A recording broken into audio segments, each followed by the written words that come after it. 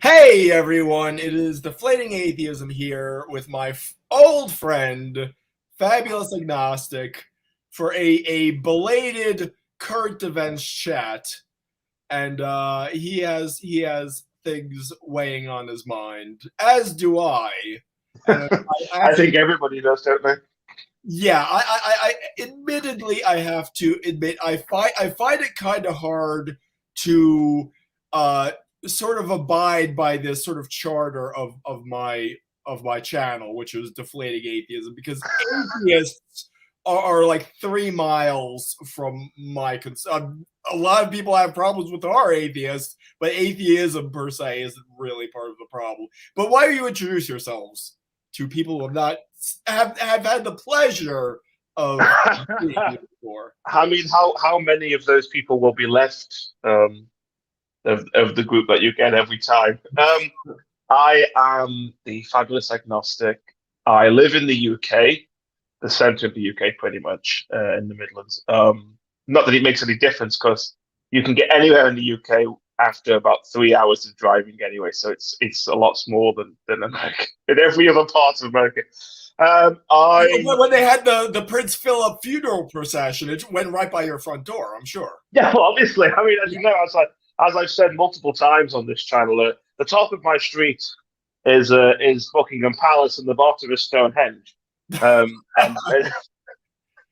I You live occasionally have, around where all those ancient mounds are. That's where you yeah, live. well, everywhere you see every building in Britain is a Tudor building, and it's all listed, and you can't. It's all historical. Everything in Britain is historic. Everybody owns a cellar. Um, and we all make our own wine and vinegar because that's just something that people expect. No, I live in England. We've had a few conversations before, a fair few conversations before. My I feel like every time I'm on this channel, someone always comments somewhere down the line making an accusation about my religious stance, right? And and everyone gets a bit prissy about the agnostic. Not always the religious. Sometimes the atheists have a problem with it, and I think it's because atheists want to couple together agnosticism and atheism, because it means more for their rights. You know? Well, they're the ones who want a divorce from you. You're saying, no, I want a divorce from you. Yeah, exactly. I don't think that anyone who would call themselves. I mean, there are different breeds of agnosticism. Dare I say variants, but that might be a taboo word nowadays. Of agnosticism, and the agnosticism that I hold to, as you know, is I understand the arguments for the existence of God, and I get them as well, which is different than understanding how they function, but I actually get them, and I believe them to be coherent and reasonable. I'm just not. I couldn't tell you what God was, and I couldn't tell you how much I believed in any particular kind of God.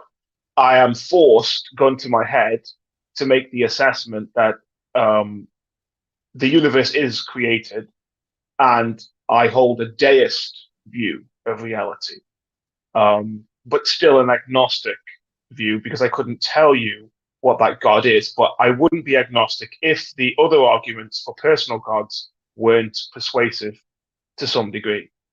That's the best way I could describe my religious stance for If, anyone who might. if I'm going to be honest, this actually came up as a short subject, as a subject of a short discussion tonight when I went out to dinner with David, who you've had a Mhm. conversation or Yes. maybe several conversations in the past, and Doug, who follows the channel, but who's never been on it so far.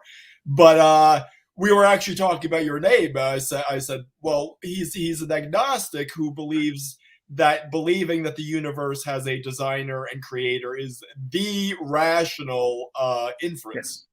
Yeah. May Yeah. That's not be what exactly. many people think of as being an agnostic. No, I mean that's what I mean. That you have different breeds of agnostic. You have those who suspend judgment because they don't have enough information. That's your traditional style of agnostic, and I think everyone is agnostic. Anyone who is an agnostic, sorry, will have to adhere to that because, like I say, I don't have enough knowledge to make a decision about what God actually is. So I'm agnostic about the actual what God is, rather than the belief that God might be in existence. And then there are people who are agnostic only because they've never actually thought about it. They The just live their lives, and they say, "I don't believe in God, but I'm not." I've never had to. It's never been a forefront conversation for them, so it's not an issue. And then you have people who are truly agnostic and just say, I don't know one way or another. I suspend judgment on it because I don't understand, or I don't know which way it is, and I couldn't say one or which way. And then you have people who hide behind the term agnostic because they don't want to make the conclusion that God isn't real, rather than there is not enough evidence to support that he exists. Naturally, the lack theists hide behind the term agnostic, which are the people that I really want to claim the agnostic stance back from. Because, yes, like I said, there are different degrees. But to say that I don't believe in God, and then to equally say I'm an atheist, but I'm also an agnostic atheist, it just doesn't work for me. Like it does. I wouldn't say I was agnostic theist. It just doesn't. It's you're agnostic or you're not. this Even is though I have, this is every politics discussion begins with a half hour where we just where we explain fabulous agnosticism, and he's not actually an agnostic how you think he is. But yes, it's like the Satanist who's like, I actually he's just like a metaphor. It's like, wow, that's so interesting. I've never heard that before. You've blown my mind. I'm kidding. I'm not at all comparing you to the Satanist. Yes. no, well, it's funny because I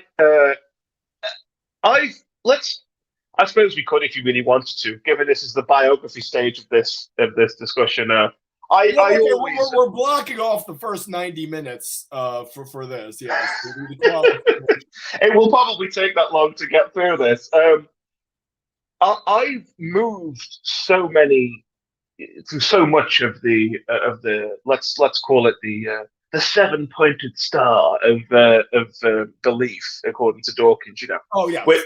all the way from uh, I think people who make the conclusion that God isn't real are mostly people who at least once believed that he was or is, because it implies a set of presuppositions that you can't make the assessment that God isn't real if you have no psychological reasoning for God not being real. I always call this, there are six major Fedora arguments, by the way, and I always call this one, Daddy didn't buy me a pony, which is basically, I didn't get what I wanted from believing in God, Well, from God. what I find so curious about that is that these are the same people who will say that anyone who ever entertains the idea that God is real is irrational. But obviously, you entertain the idea enough to pray to God at one point for the pony. So you're Well, included in that. yeah,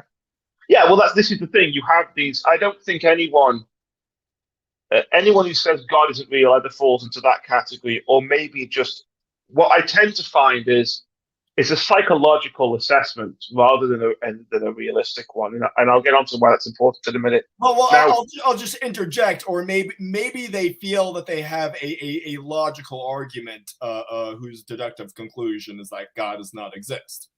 I will say that they maybe have an ontological argument, Yeah, but I that's don't what think I they have call a it. lot. Yeah, what I mean is there are times that you will sit there and go, it's just so obvious that God does not exist. And religious people have them equally as much as atheists do. Now, that, like I say, it's a psychological stance. It's not about the external world. And what I find is when people start to do that, they start to invoke God is a made up being arguments, you know, because there were no external factors onto that reference of evidence. So nothing in my life has ever pointed to God, but I believe in God. So now I don't believe in God because I didn't get what I wanted out of God or religion or whatever. So there must be no God because God didn't listen to me or something along those lines, or something bad happened to me and God wasn't there. So they then push towards God simply just being made up because there was nothing external that pressured them into believing in God. And I don't mean pressure in a negative way. It's just the people who are looking to lean one way or another will have some kind of external pressure. Now, when it comes to why this is relevant for me, is I used to kind of have this. I was an atheist when I became a Christian, actually, and this is something that I think I maybe upset people in the first conversation we ever had about this one. Because I don't know if the terminology was new or the idea was just silly to these people or whatever. I'm not sure, but um, I I became a Christian primarily because of Jordan Peterson. That's fair enough. I don't like using him because I feel like everyone does, and it's always like, "Hey, what do you think of Jordan Peterson?" It's like because you're a hipster. You're a hipster. but You learned to Jordan Peterson before it was cool. I did actually, yeah. So the I don't think that when I used to follow Peterson, it was like, well, Jesus and God is the archetype of truth and their concepts and all this kind of weird shit. And then when I started, really started to think about it, talk to people about it, examine it, and learn about theology, um, it was I none of this was psychological. Not a single thing was psychological. I don't have any you have revelations to yourself, perhaps, and you have maybe ontological thoughts, but it's the external things that happen to you, or at least happened to me, that made me realize that it I can easily point in this direction, as we've already said, like a deist, a potential for deist. It's obvious that the universe has been designed or created in some way. So that was it for me. I've never believed, well, maybe I have. I don't believe God is a concept or, like a magical belief tree that you can just keep branching off. And like God, and this is something that I notice atheists do. And I think I've noticed the problem with atheist arguments when they think of things being made up or springing out of an anthropological mind or anything like that, is they act as though God was an a priori um, assertion on our part, but it isn't. God is a theological assessment of reality, and that I think that's the fundamental problem that they have. So if you're going to start as though our argument was, well, God therefore things, then I understand why you have a problem, but it isn't. It's things therefore God. There's a qualified exception to that, and that's the presuppositional arguments, which are often miscast. I'm not necessarily endorsing them, but I'm not necessarily disavowing them either. But people do mischaracterize them. It's that the fact that we can use reason points backwards to God, so it actually is deductive. But it is. That's what I mean. It's a deductive, not a. God isn't part of the opening title. Maybe in some aspects, but in its original kind of argument for God, it doesn't work that way. And I think that's the real crux of the difference. And what I've noticed is when you take an assessment view of reality, and you say, well, there's a good chance that this maybe it has a contingent to it, or it has a cause to it. You have to then engage in the kind of theological discussion. And I think that probably really starts with deism. Mm-hmm. Now, and that's a very academic way of looking at it. I mean, if you look at reality and say there is no God, then you won't engage in that. And I can completely empathize with that. Well, that's not the theological discussion. That's the standard cumulative case. I mean, it is the case sometimes an atheist just wanders off a street corner into a church and hallelujah, they're a Christian. That's usually not the way it works, though. No, well, I've always despised, and I steal this from Peter Hitchens, this term conversion or deconversion or something along those lines, where it's wonderful as well because people. I always think, do atheists think we live in this comforted bubble? You know, we wake up in the morning and say, "Hello, everyone. Hello, God," and we go outside. Hello, trees. Hello, birds. You know, thank you, food, for existing, and all this kind of stuff, and without doubt or without anxiety or without concern, which That is actually is me. evidently. That actually is me. You're a hippie, though. To my woodland friends and the little bird alights on my finger, and yes. So what's yeah, up, Mr. Bird? Yes. but yeah, I think that's one of the two real issues I think that atheists have when they're trying to make assessments about the arguments that religious people make or theologians make is they act like God is an a priori assessment when he isn't. He's a deductive conclusion based on assessments of reality. And I also think that they think that people who are religious live in a sort of shallow wonder bubble where everything is amazing, and they don't experience doubt, they don't experience anxiety. And when you do experience doubt and anxiety, you automatically become an atheist because logic has struck you down. You know, yes. The same logic that doesn't exist because they don't have any reasonable evidence for it. But that's a bit of a different discussion. Well, that's the great irony is they say, well, the great virtue of science is that it's always questioning its assumptions, and religion relies on blind faith, blah blah blah blah blah. But they'll say, oh well, they'll latch onto a believer's doubts as evidence of weakness. But you ask them, well, have you ever toyed? Maybe God doesn't exist. Well, of course not. I've never toyed with that. Well, aren't you the occultist then? Yeah, I always do this one whenever these people say I only believe in what is objective and what is verified. First of all, they don't know what objective means, and something can become objective if the person assessing the information doesn't have a religious bias. So you find this a lot with secular historians who assert that Jesus was a real person. And that blows their mind because they don't believe these people exist. This is the thing about atheism is not only are they atheists about whether or not God exists, they're also atheists about the truth behind what people assert to be true historically by historical facts or by scientific fact. They just completely ignore that this occurs. Another one is Matt Dillahunty is well known for this with any assessment which is that religion has utility is just completely ignored in favor of something else, the burden of proof or whatever, or the problem of evil and suffering. Because really, the only things atheists have left on their side is evil and suffering and the burden of proof. That's it. That's all they have. To be honest, I always get a little chafed with those arguments because for me, like the bent of my thought is always where does the rubber meet the road in this argument? Now, I had a discussion with Cirrus once on on a live stream and talk about saying things that I've grown to regret. I once identified Cirrus as my favorite atheist, which I now regret. But in my defense, this was before he was a bosomy otherkin.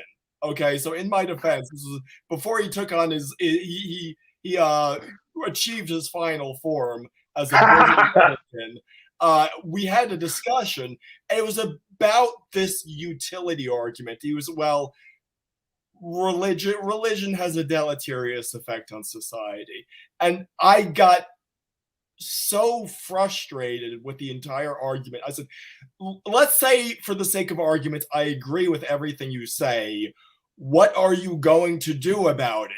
And he said, well, I'm just saying that, if you examine the things, then religion has a devil. I'm like, no, but what are you going to do? He would not answer the question. It's like, are you advocating a Stalinist purge? Is that the recommended course of action? But he would not answer the question. So I get really frustrated with the utility arguments because they don't they don't change anyone's minds about what is the case one way or the other. Well, utility arguments are utilized primarily by atheists as confirmation bias. Mm-hmm. And this is why I said to you the last time we spoke, by the way, our last conversation, I would appreciate it if everyone just stripped everything I said from the record. I was tired and I wasn't making many coherent points. But you're not doing anything tonight. I'll tell you in advance. I'm kidding. No. But it's primarily a psychological position. That it is a logical one. The logic comes afterwards in place of reason, because doubt doesn't lead to reason, but anxiety is what gets them through that position. And you can always tell it's an anxiety phase as well, because like I say, there's always a problem with God. There's always a problem with religion, you know. Well, actually, and like I said, it's just go on. Not to cut you off, but I'm thinking the what is it, the calling out of the bogus ultimatum, saying, well, if what if believing in God was completely was obviously beneficial to society, would you believe in God then? It's no. Well, then the argument is null and void. You could just yeah. I mean, you always hear these people who say, I don't believe in God because people suffer. And they go, okay, well, if people didn't suffer, what about those who don't suffer? It's just, they do this all the time. And it's always nice to, it's always good fun as well to say, well, what is your point? Because religion could be the worst thing that ever existed. And I mean, like, even now, there could be people getting executed in the West because they were Christian or because they were gay and they were Christians, didn't like it or whatever. There could be all of those things. And that wouldn't have any bearing on whether or not God exists. Mm-hmm. It just means that religion is wrong. The acceptance of that it has made over the years.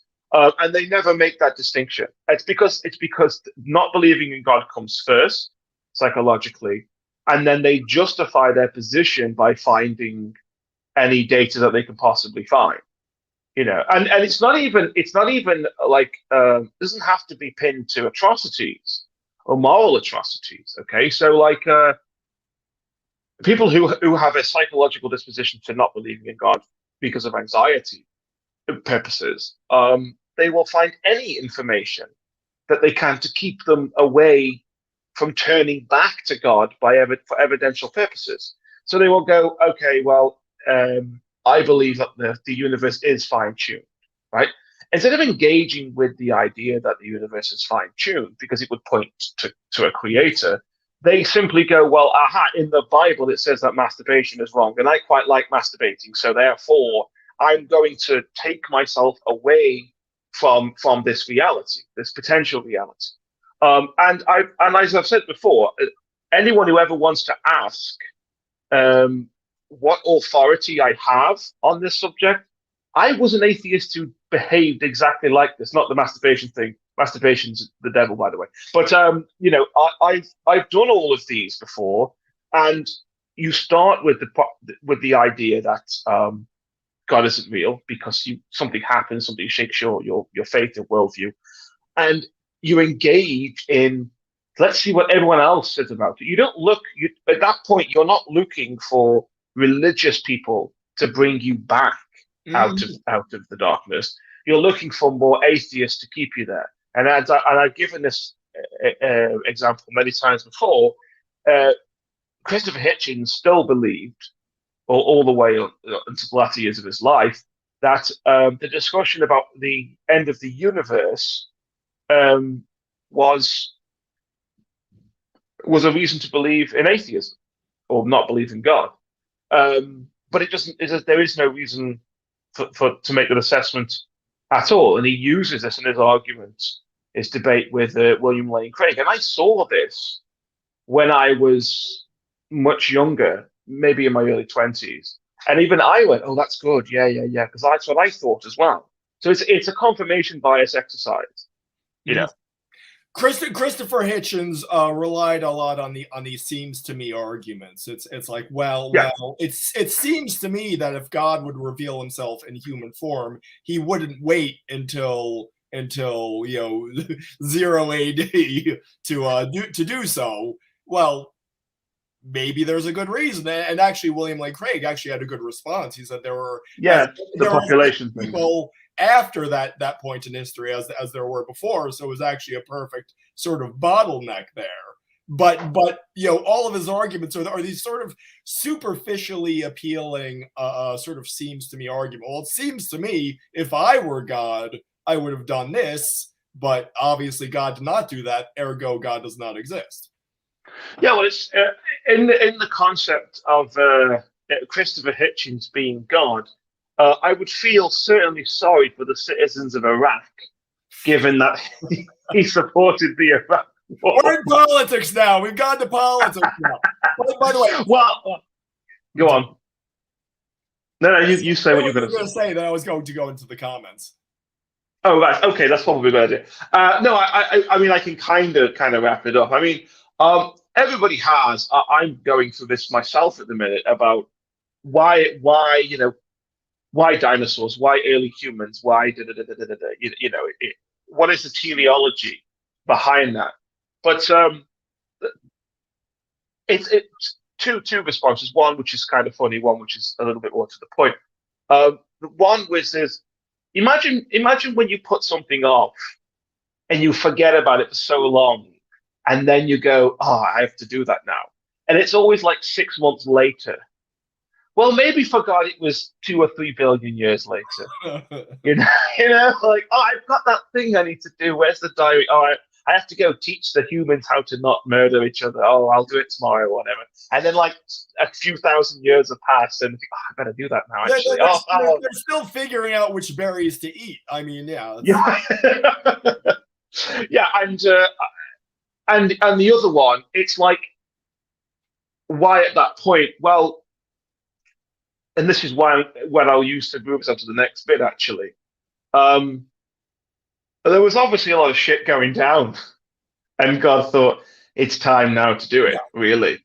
And I would say that there may well have been a better time where Jesus would come, and it would be these days, actually, which nicely pushes us into the next bit. Yeah, well, that's sort of the unexpected nature that this sort of outpost of the Roman Empire actually ended up being the ideal time and place.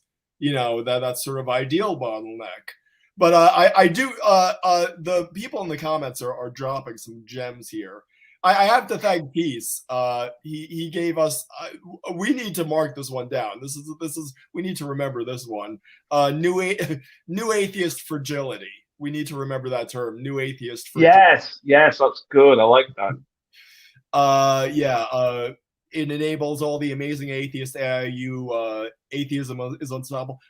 I once said I like atheism is unstoppable. I think I called him my favorite atheist. I really know how to choose them, apparently. AIU sycophants. I don't even know if he's still on YouTube. I kind of doubt it. He was so edgy. But yeah, AIU sycophants to argue an NPC like memetics. Prove your god.exe. They're the most facile, cognitively devoid cult of personality on the net IMHO. Okay, this is how you know someone is asking evidence of you in bad faith. This is how they know. It's how they phrase the question. Please provide your evidence for God.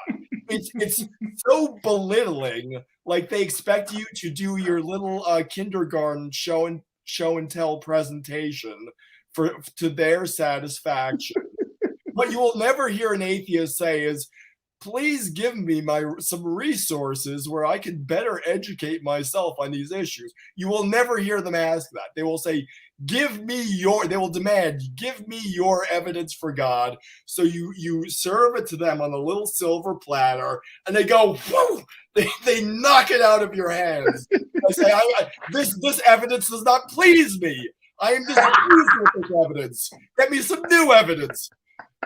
So yeah, I had a whole series where I sort of gave a sort of a Socratic method for preventing that sort of scenario. But Pick Up Your Pants Patrol said God is treated as an extra unnecessary assumption. Yeah, that's one God further. Agaritosinosis, it's good to see you, man. I found a channel called Turning Point UK that has a lot of SJW woke cancel culture shutdown talks. Some really good debates against these communist idealists. Well, yeah, there's just Turning Point USA, and as Charlie Kirk, who a lot of people don't like, but I think he's an effective debater. So I have some respect. I don't remember Turning Point UK. Who um the Turning Point UK dude is actually. I think there's a few of them. Yeah, it's an offshoot of Turning Point USA. But I'm sure there's like a couple of people. Oh God, I think it's co-founder Candice Owens, and then oh God, it's Paul Joseph Watson, isn't it? Oh my God! Imagine my cringe. Imagine my shop. London is a shithole. I mean, this guy's never left his mom's basement, so how the fuck would he know about London? I like how he's still doing it with the pinned up map in the back. He has a cork board behind him. It's brilliant. Every time he says the word globalist, a part of that cork board should just fall off and just disintegrate. You know, if that was the case, they would have to replace it every fucking week. Yeah, okay. I've just got a page of Turning Point UK here. I don't know about who. I don't know who set it up. In England, in the UK. Sorry. Turning Point. Oh, was George Farmer, former Brexiteer, Brexit Party MEP? Yeah, so it makes sense. These kind of like quasi-political cultural move groups. Yeah. Very much like Charlie Kirk and Candice Owens. I mean, you know who's actually pretty impressive.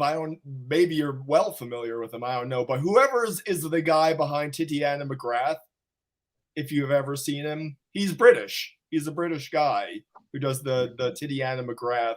You want about? I haven't even. What's his name? Yeah, he's a comedian, and I think he appears on a channel called GB News. Actually, yeah, I know. I can't think of his name now. Yeah, he's actually quite good, and he is quite good. Douglas Murray, I have problems with Douglas Murray, but well, I'm not sure what. I feel like Douglas Murray started off. Andrew Doyle is Titiana McGrath. Yes, yeah. I feel like Douglas Murray started off a little bit more Milo Yiannopoulos-y, but with a purpose. You know, a bit Christian Hitchens-y. Well, I mean, him and Christian Hitchens were actually friends. And now he's gone through into more of a Jordan Peterson objective. It's more like here's some data and here's some stuff, but there's no point to it, if that makes sense. There's no actual spearhead of what he's saying. Sort of more intellectual dark web kind of stuff. Yeah, it's conversational. It's two people shooting the breeze while it isn't. If you just spare me 1 second. I was hoping he wasn't going to go full frame with this thing because this apartment is a mess. Yes, Agaritosinosis says my GP doctor is one of those people who thinks hell is a fun party. I can't see what pop culture thinks conscious torment in hell is fun.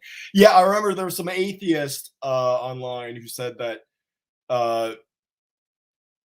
the afterlife should just be a whole bunch of his favorite dead atheists just holding seminars for all of eternity about how God doesn't exist. But the fact that there's even an afterlife would probably disprove that. So I thought it was very strange and paradoxical. And Agaritos says my personal belief is that there is a time of recompense education to problematic people, that empathy, compassion put into them before moving up. Yeah, it would be nice. It would be nice to think that. I, I hope so. Can't say it is though. But you were saying about, I think, Douglas Murray. Yeah.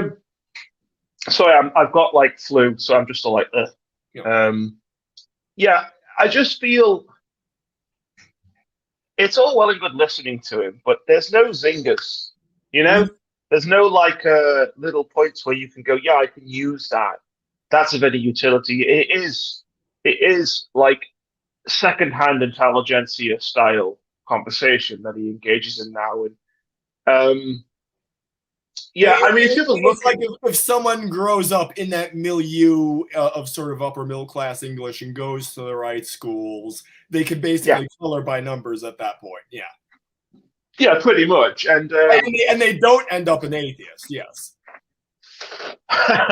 well, I mean, his particular religious stance is Well, a little bit. he is an atheist. He's a Christian. He's a Christian atheist, but he, unlike say Jordan Peterson's Christian atheism, Jordan Peterson's Christian atheism is, in absence of a God, we can still find utility in Christianity. Whereas Douglas Murray, who effectively really coined the term before Peterson anyway, Douglas Murray's Christian atheism is that if I remove my belief in God and my following of Christianity, my worldview will still have been shaped by Christianity. Mm-hmm. Equally, someone who was a Hindu or a Sikh or a Muslim who had become non-religious would still carry some of the values that they used to hold on to. So Well, it is a different. Dawkins himself calls himself a cultural Christian. Yeah, because he was a Christian and retains some of the kind of social and cultural baggage that goes with it. I actually, based on some more recent things I saw from Jordan Peterson, I actually doubt he's really any sort of an agnostic now. But he's Peterson. Well, I don't know. Is he now? Does he believe in God? I don't know what is. So certain things I've seen from him would suggest that he does.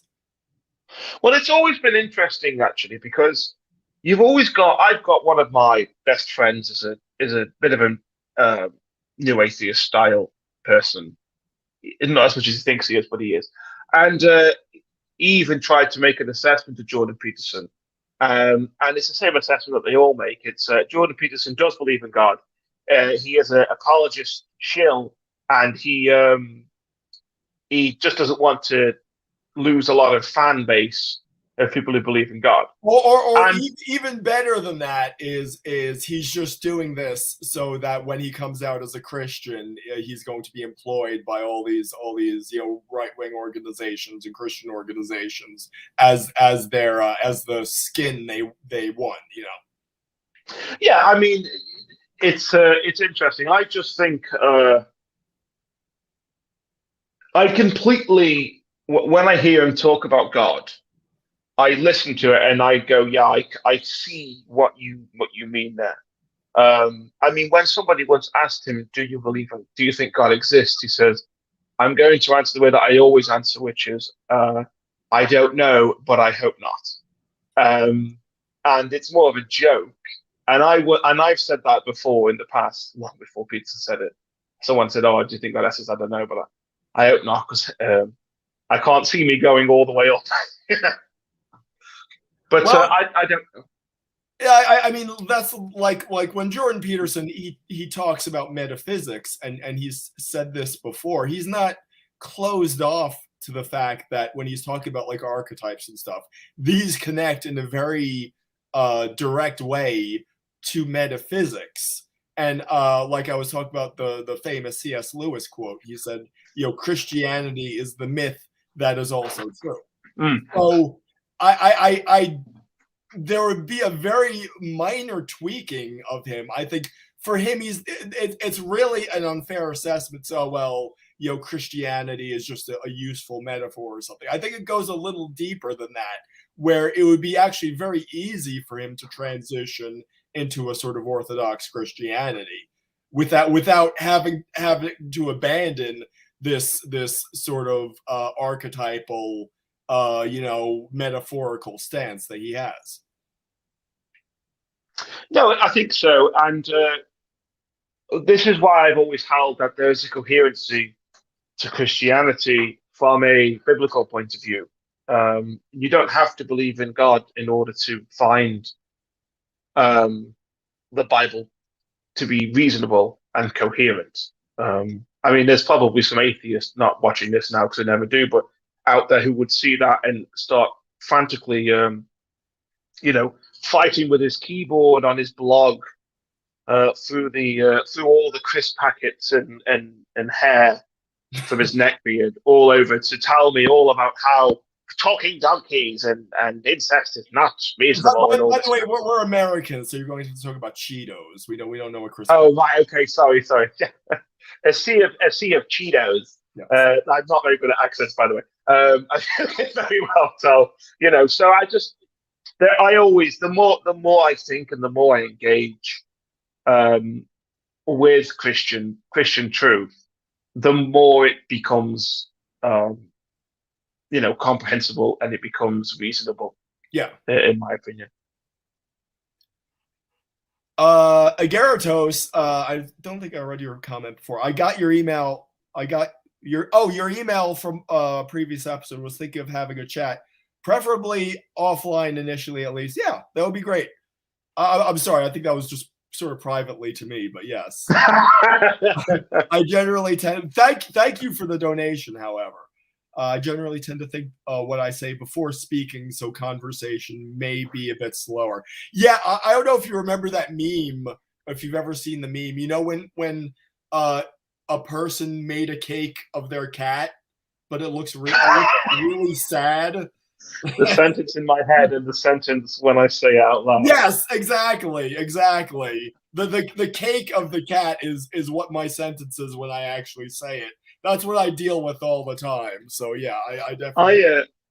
I will walk around the house doing all the daily jobs, and I will speak reasonably quietly out loud, as if I was like being asked these questions, which no one would ever ask in that way. And then whenever it comes to talking about them, I'm like, oh, it's okay, I've rehearsed this one, and then it just comes out like puke, like it's just horseshit.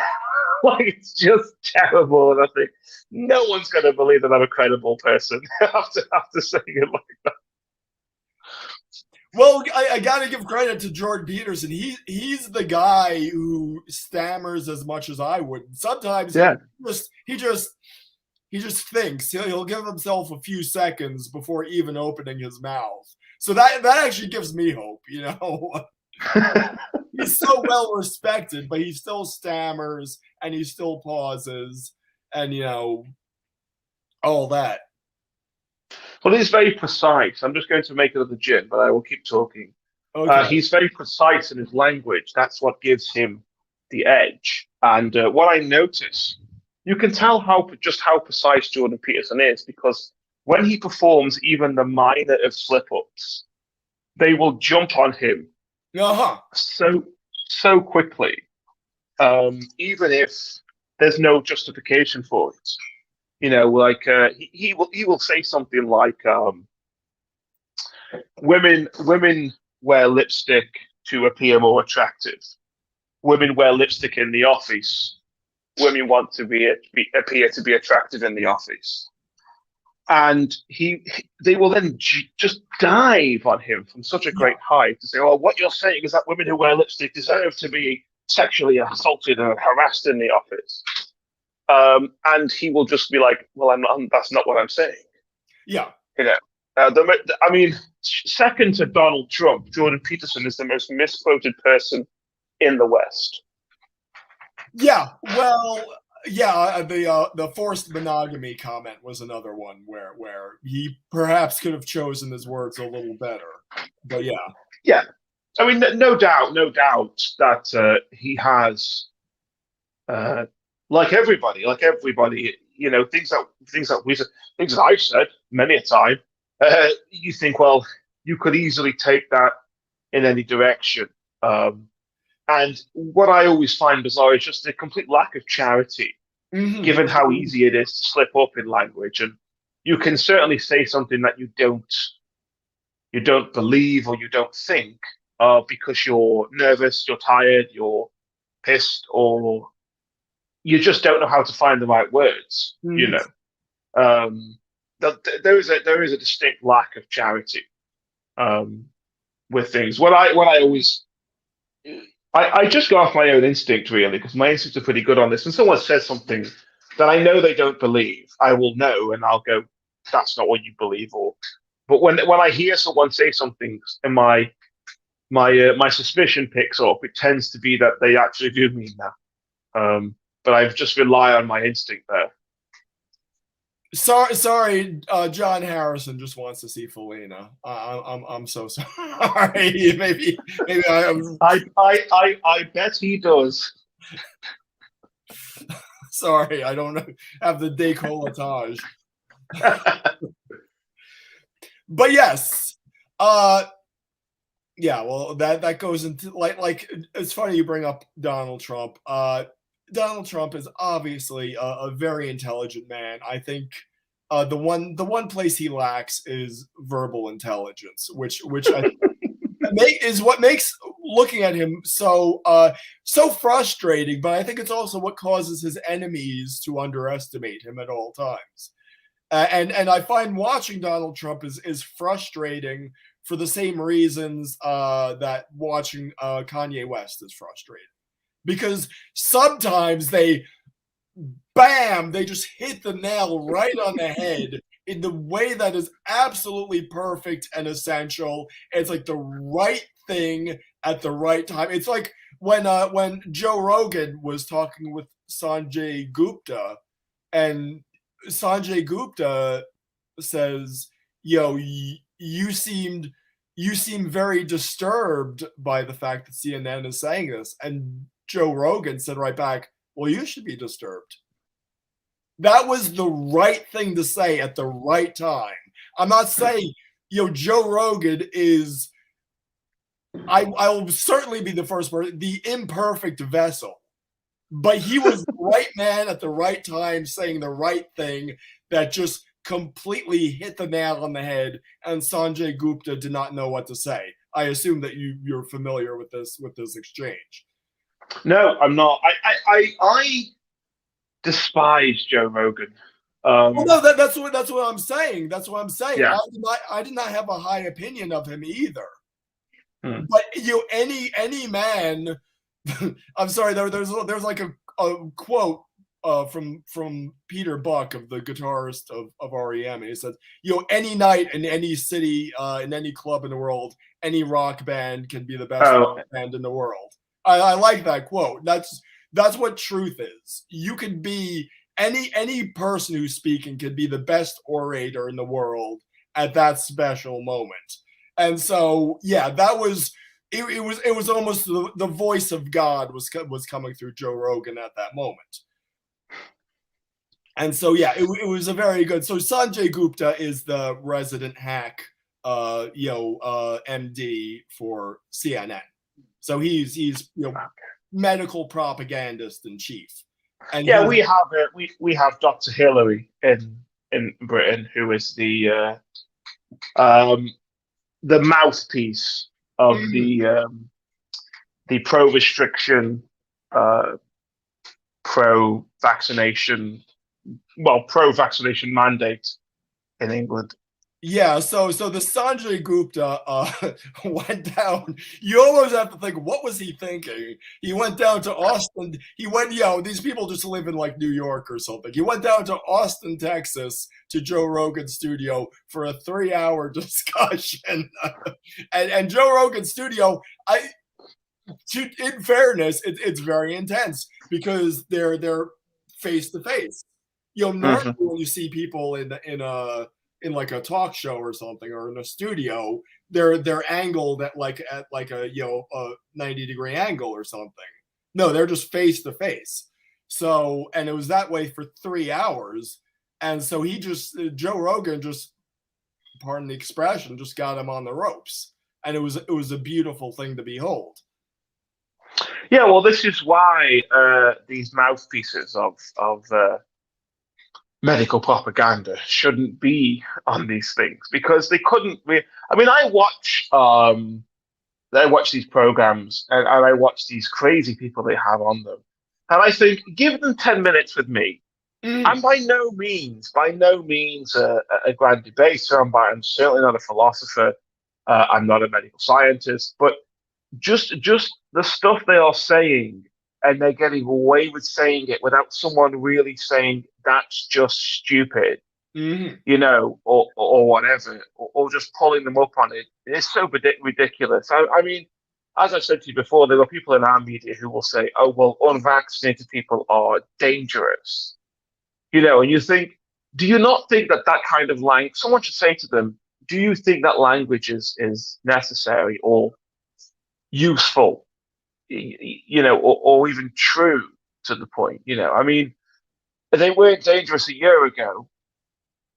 When When there the were no talking point vaccination. was, we're all in this together. Well, I mean, this is the wonderful thing about it. Now we're at this position in this country where care home workers have now been either forced to get a vaccination or been sacked, and Mm. the NHS will follow in suit in the next few months. And it won't be till after Christmas because they know if they did it now, they would lose people and they couldn't get through the NHS Christmas winter crisis. Now, these people, I mean, last year it was let's all clap for these people once a week. Let's Mm. all, think about them, protect the NHS, protect lives, stop the NHS from being overwhelmed. And now this point, it's, oh, by the way, we must force these people to get the vaccination, and screw them if they don't get it, and screw their livelihoods, screw their families, screw their homes, and screw their money. Mm. Um, it's I mean, I can't get emotional about it because it doesn't affect me, um and it will never affect me really. I don't intend to be a medical professional, um but the absolute sheer irony of the same people a year ago saying we must do this to protect care workers, we must get them the extra PPE, um and most care workers got COVID because of a lack of PPE.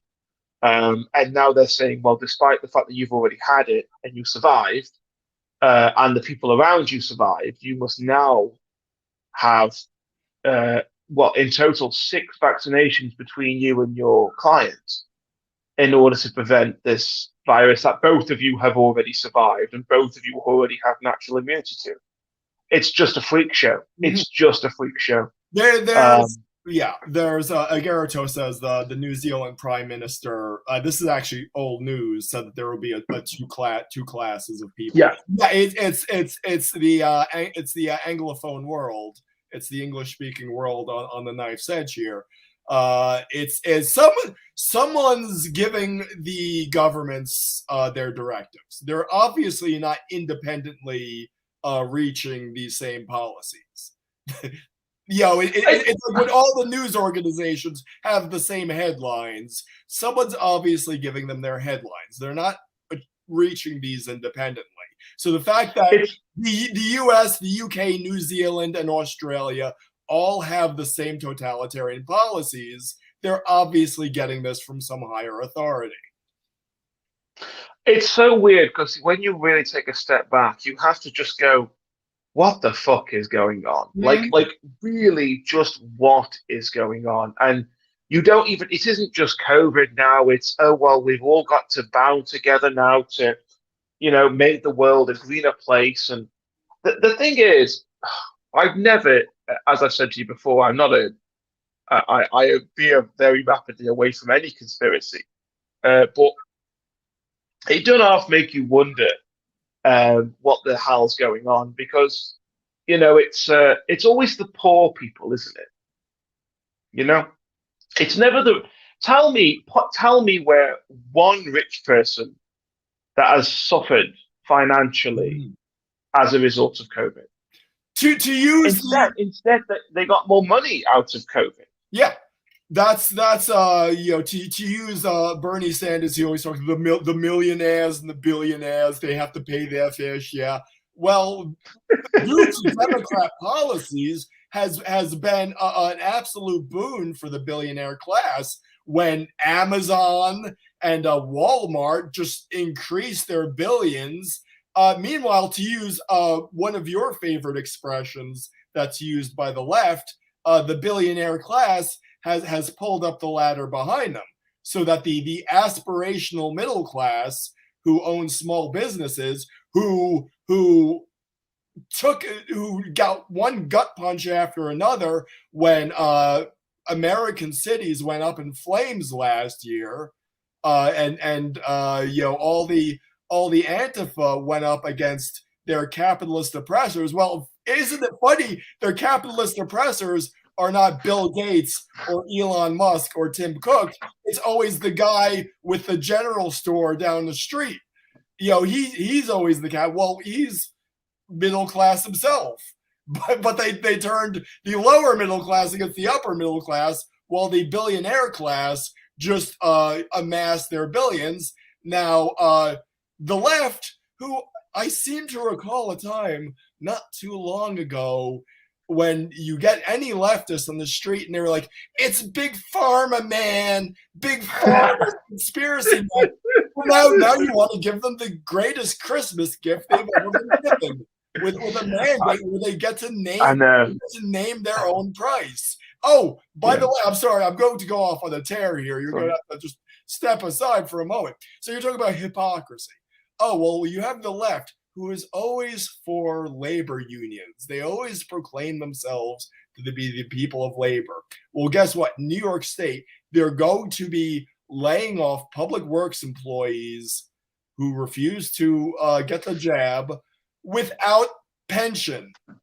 Their public, their city employee pensions or state employee pensions will be canceled from the people who declare themselves the advocates of labor, the my body, my choice people, of course, believe in forced vaccination, hypocrisy after hypocrisy. The people who held up our frontline heroes for all of 2020. Our key workers to our system, our wonderful system. Yes, they now advocate laying them off if they refuse to get the jab. And by the way, if you recall, the original premise of 2 weeks to slow the spread, or 10 days to slow the spread, or whatever, was to prevent the hospitals from being overwhelmed. Well, no one's talking about that now, but we're now laying off healthcare workers, so obviously our hospitals aren't too overwhelmed. Well, our hospitals are well overwhelmed with those who should have been seen last year for illnesses that have progressed into the next stages of whatever it is. So, someone might have a gastrointestinal infection, now that's become IBD, or a very low, a couple of malignant cells have now become cancer or become a tumor. They're the obvious, cancer is the obvious superior one, but you have all sorts of things. A twinge in your neck, it turns out to be quite an infection. You might end up being paralyzed from that. Because you do find people who have spinal infections that start as just a twinge, and if they can nip them in the bud, they do. So, and that's not a symptom of coronavirus; it's a symptom of lockdown, and it didn't need to happen. I'm sick to death of hearing people say, "Well, we had to do this. We had to do." No, we didn't have to do this.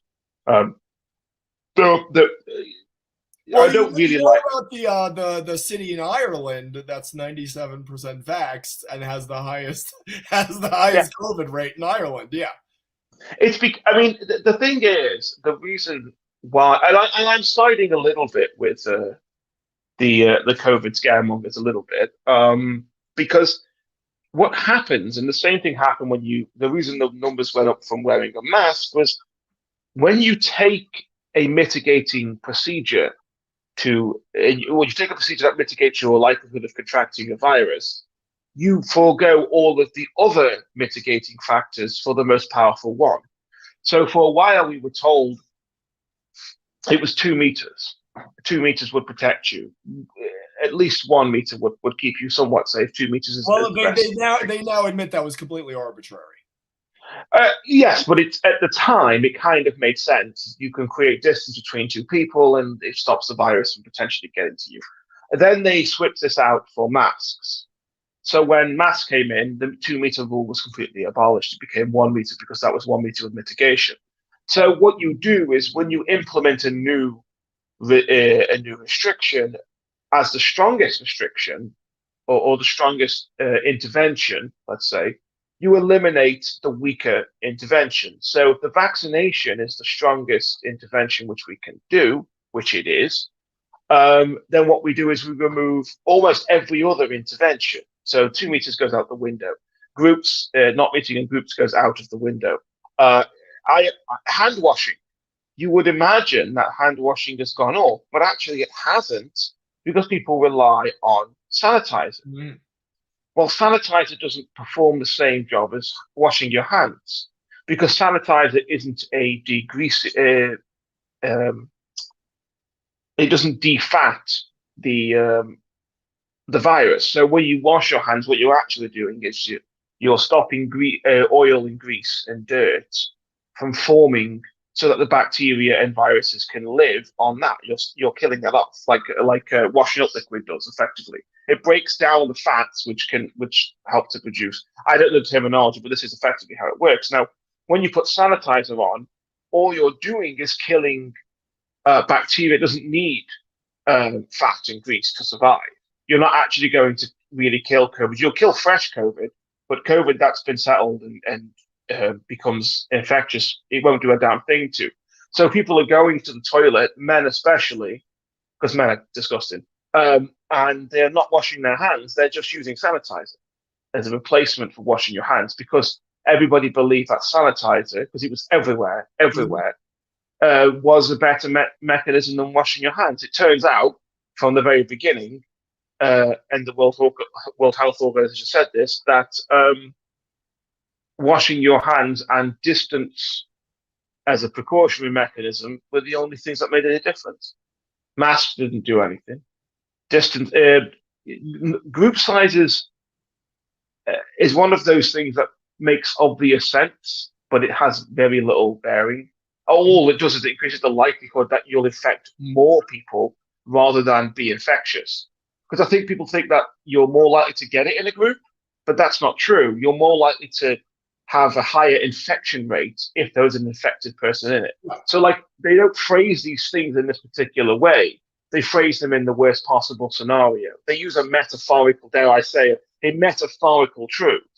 Act like you have the virus rather than just make sure that you keep your hands clean and you don't touch things and touch your face.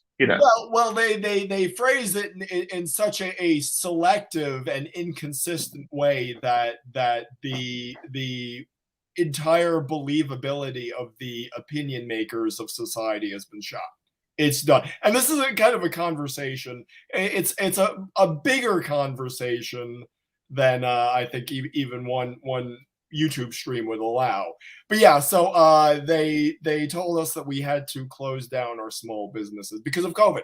We don't want people to catch COVID. But then they told us, well, if you want to have a BLM protest, you have people on the street, that's okay. And there were actually studies saying scientists tell us that the BLM protests actually reduce the spread of COVID. We don't believe you anymore.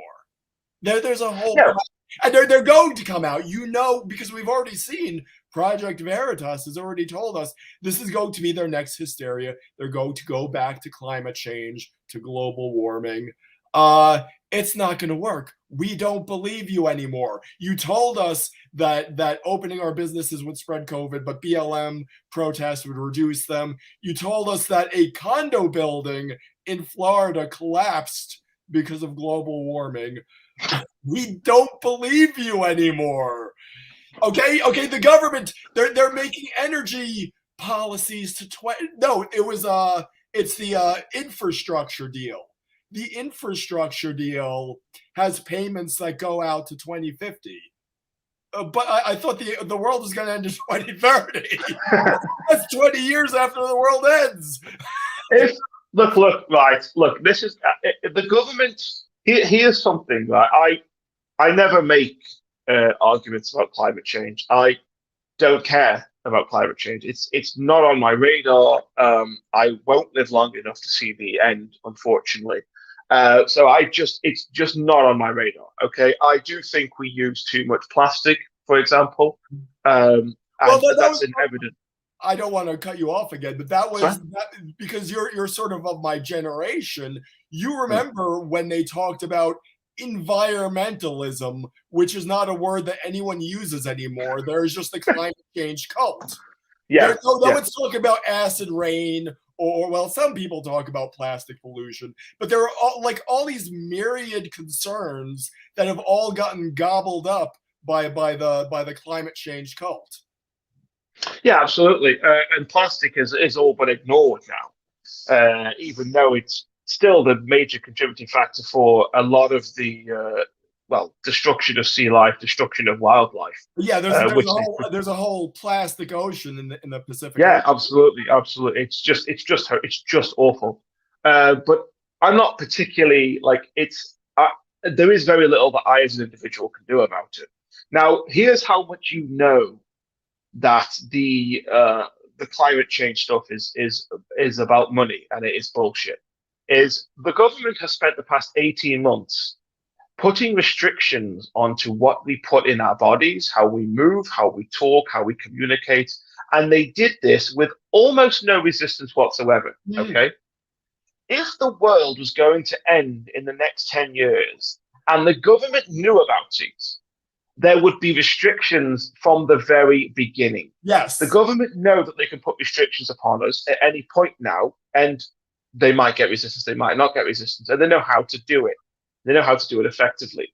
If we were going to die in the next 5 years, we would no longer be allowed to use plastic. We would no longer be allowed to drive. We would no longer be allowed to use our homes. We would no longer allowed to have energy. You would have restrictions on how much you could use. It's all bullshit. And you know why? Because it's all about money. Yes. Because the tariffs go up, the energy supply is more sought after, and the government. I'm telling you now, there is not a single MP that pays more for their electric now than or their gas now. There are plenty of poor people who do. Right? It wouldn't surprise me if it was a way of trying to nationalize that as well. Although I do think that nationalized energy is the better way for us to go. But it's all about money. It's Yes. all about money. Electric cars, it's all about money. You know, electric is great stuff. You should use electric. You get electric by burning fossil fuels. Like, it's not going to reduce the CO2 emissions at all.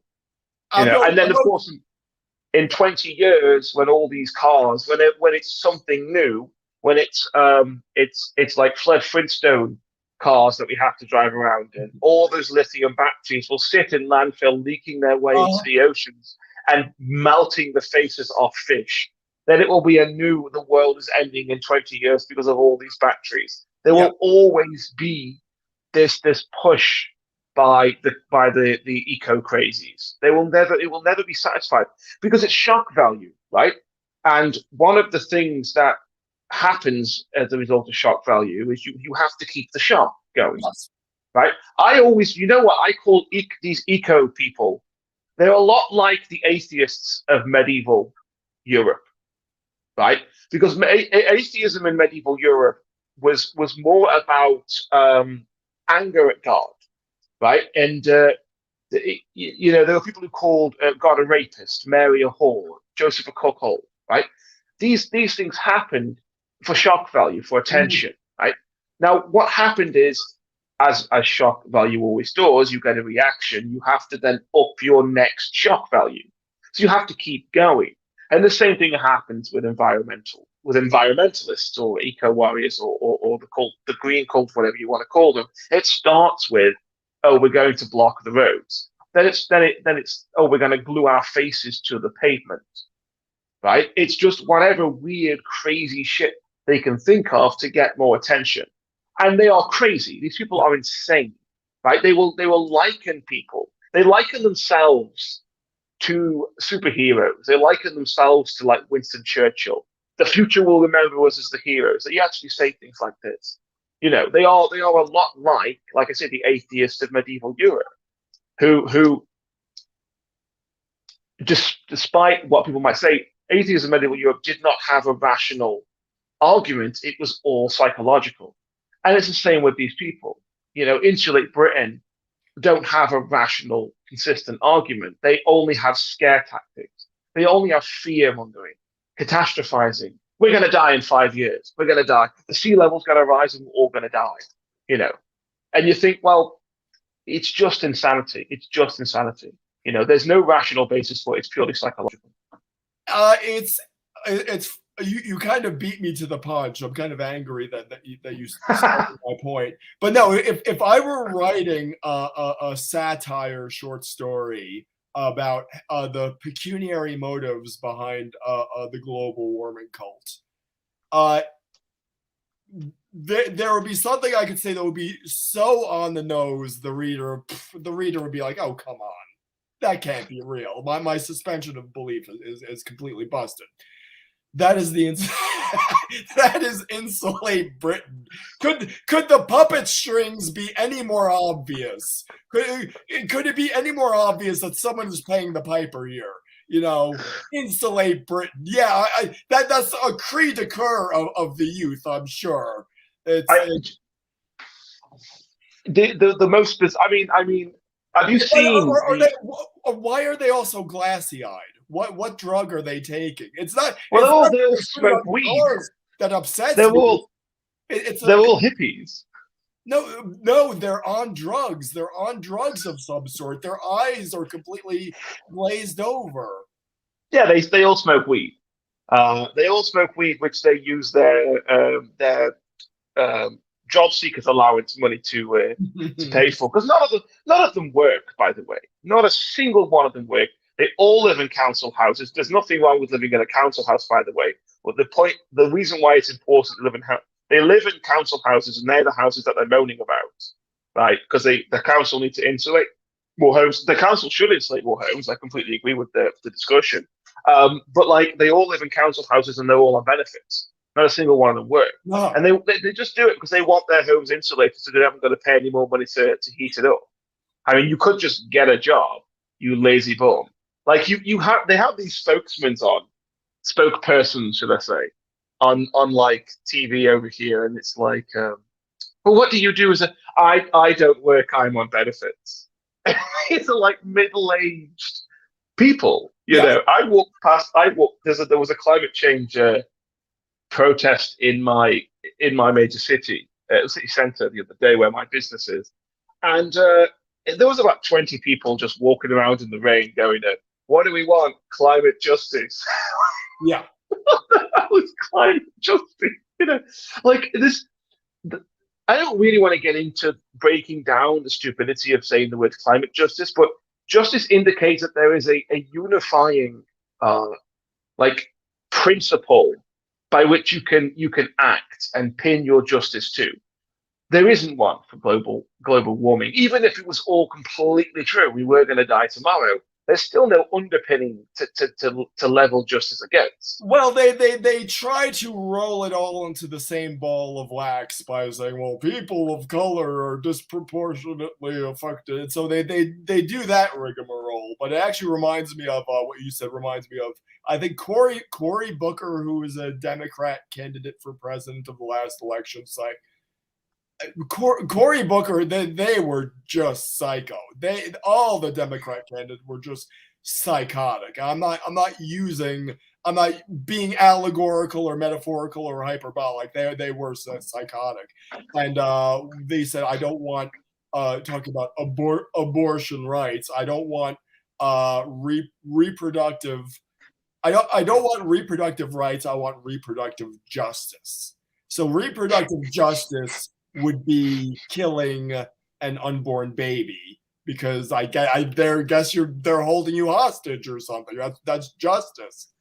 But yeah, so that's kind of, it makes it sound more substantial than it is to call something justice. Oh yeah, I mean, like I said, I didn't really want to get too much into the word, but it's such an ill used word. Um, climate justice, or like it implies that there is somebody doing something wrong morally. They don't. These people don't realize, and they all want us to switch to plant-based diets. And I mean, I can go on about that because as you know, moving towards veganism is where I am. But they all want us to switch to plant-based diets. They all want us to walk everywhere. They all want us to, wear these kind of things and don't buy this and don't buy that and don't light your house at Christmas. They don't know what it's like to be a working class Mhm. person, right? The provision is just simply not there for a plant-based diet. The infrastructure isn't there for getting around the city on foot or on a bicycle. The bills like this was a great one for last Christmas when they said, "Oh well, it's just a roast dinner. Why is it such a big?" But Piers Morgan, this absolute charlatan, had the gall to say on television, "Well, it's just a roast dinner. What does it matter?" You're like, this is probably for some people, the only time that they get all of their family together in Mhm. one room, because no one's working and no one has to work because, dare I say, a coerced capitalism isn't in place on that day.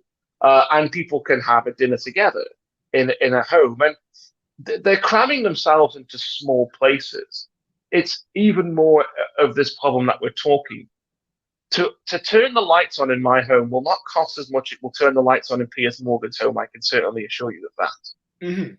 But we're gonna get told by these middle upper class rich white folks, because they all are, by the way. Yes. If you want to talk about race, they always want to talk about race. Well, they're not talking about this, are they? They never talk about the people who want you to have abortions are middle class white people. The people who want you to not eat meat are middle class white people. Uh-huh. And it's just so bizarre. They don't know anything about what it's like to live as a working class person. I mean, like the worst thing that could happen to these people is they lose their job because of some scandal or whatever, especially if you're a member of parliament. You're not going to lose any money.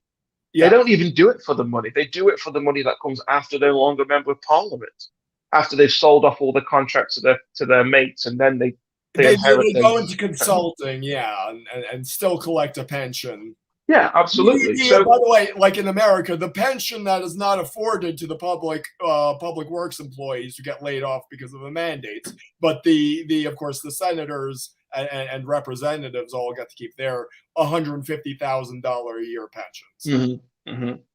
Yeah, it's ridiculous. I mean, I'm not particularly against members of parliament having a job and their parliamentary positions, because sometimes it's a benefit for a start.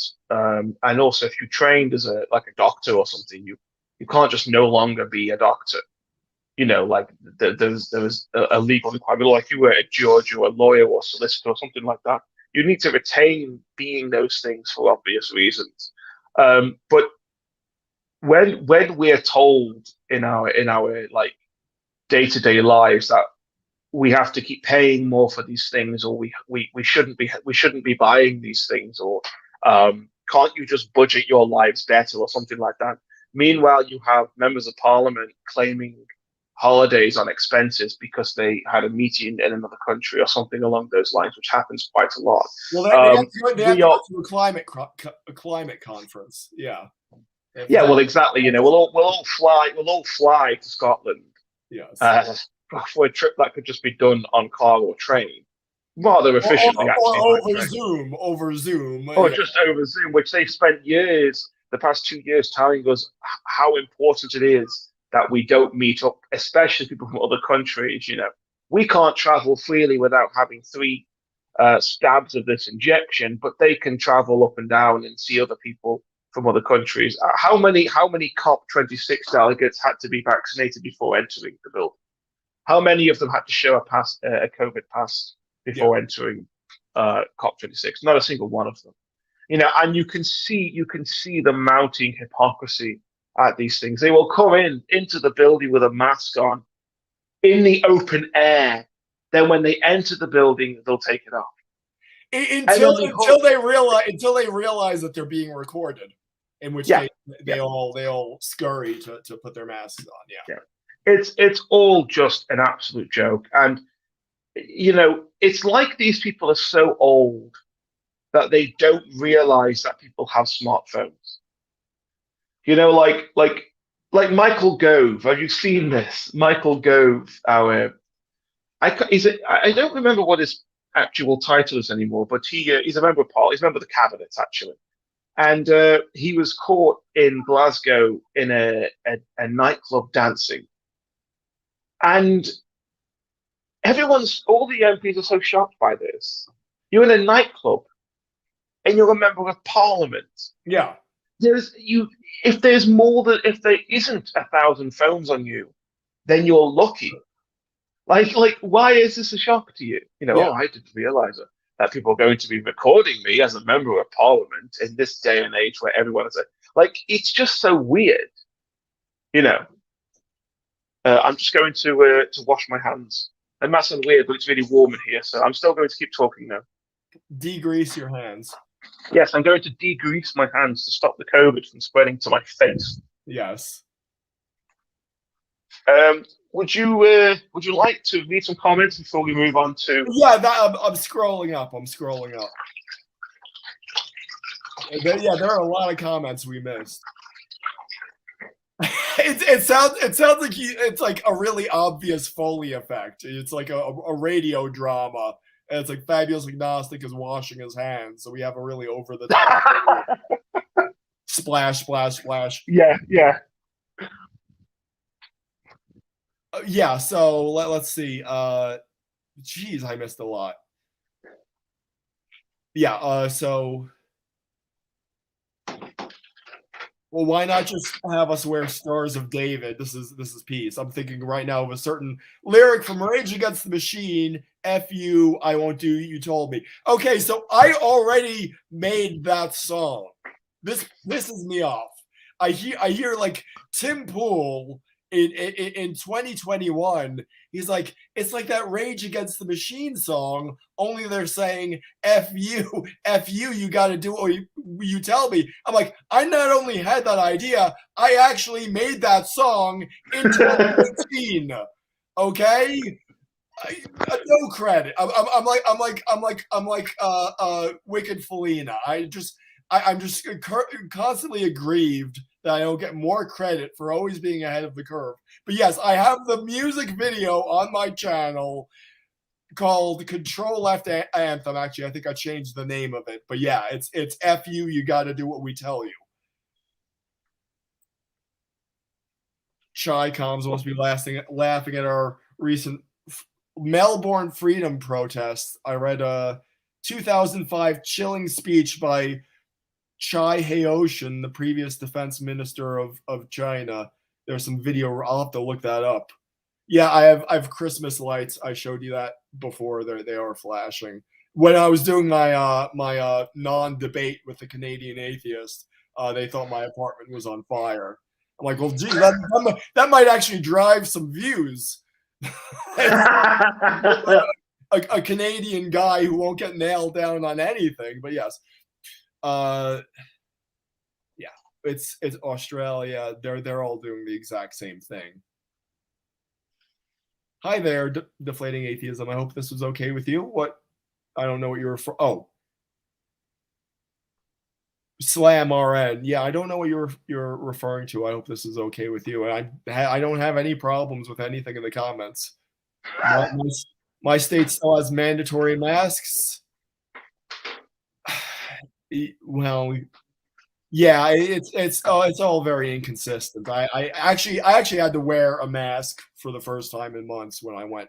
This is the all of this has really allowed me to get in touch with my inner asshole. I really feel like I've really connected with the absolute unrepentant asshole that is my true inner being. And I think that has been the unexpected gift of this whole scenario, is I've truly realized I am an asshole, and that's a wonderful, beautiful thing. And so I go into the drugstore. It says, masks required. I just waltz in, and I go most of the time. And then it's like, sir, you need to wear a mask. I'm like, F you.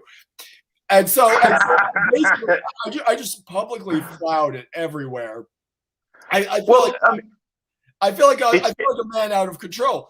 But yeah, there's actually a great Saturday Night Live music video they should look up, and it's another thing that should be recast. It's I threw it on the ground, when this guy just goes through life and people offer him things and he throws them on the ground. That should be my response to being offered a mask. Is I threw it on the ground, and he says, "I'm not a part of this system." And so that's my new theme song. Threw it on the ground.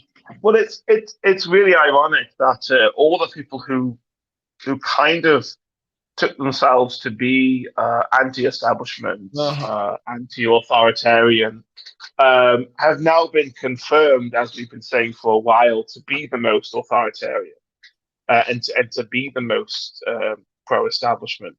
I mean, as I've said before, if you a year or 2 years ago, if you took a kind of right-wing libertarian style person, and you took a left-wing person, and you asked the right-wing person, would you vote for a party that would lock you inside your home, force you to show a vaccination passport, force you to wear a mask, and you would say, I would never vote for that person. And they did, and they still do. And then if you ask the left wing person, and it's just being very generic, but it does seem to be the truth, would you vote for what would you do if a right wing government had done all of these things? And the answer would be, well, I would be out there protesting immediately. You won't keep me indoors. And here we are. They are now the people. And I mean, like, I didn't realize just how bad it was. And I recently went back on Twitter for that channel that we don't use anymore. But and I thought, because Facebook is relatively leaning towards our position, what I can tell when I see any of this stuff, mass mandates or whatever, the opinion generally is to go against it, dissent. But then when I go onto Twitter, it's unbelievable just how much there is pro restriction, pro eco warrior, and it's so. What I notice is Facebook is now. I suppose there's a degree of anonymity in it that protects people from scrutiny, but it's so much more toxic. Twitter is so much more toxic, Mm-hmm. and what I find is it's also the political leanings of people as well. So like people who were going online on Facebook and saying, "Oh well, I'm not wearing a mask. You won't catch me wearing a mask." Um, those people aren't going to the comments that people have made, which were pro-mask, and ridiculing them for it. But it is the case for the other way around. And what I've noticed has happened now, more of the assault on the working class, is this has become a battle of the intellectuals. So when the universities have got involved, what you see is anybody connected to a university will is predominantly going to want to be vaccinated and want to have mask mandates and want to have vaccination mandates. And it's mostly the working classes who don't want these restrictions. Mm-hmm. So it becomes a case of listen here, you stupid working class, unskilled worker, or dumb person, or a person with low IQ, or person who doesn't make as much money as me. You're being selfish. You should be vaccinated because there's overwhelming evidence for it. And I've seen this first. It's happened to me, actually. I am a working class person. I did go to university. Um, and I've had like younger people than me who are university students attempt this crap with me. And it's once you get the universities involved, it really becomes about crushing the voice of dissent in the working classes, Mm-hmm. because students notoriously uh, from working class backgrounds go to university to escape working class backgrounds, and they hold their families in contempt as well. Mm-hmm. Their working class families in contempt.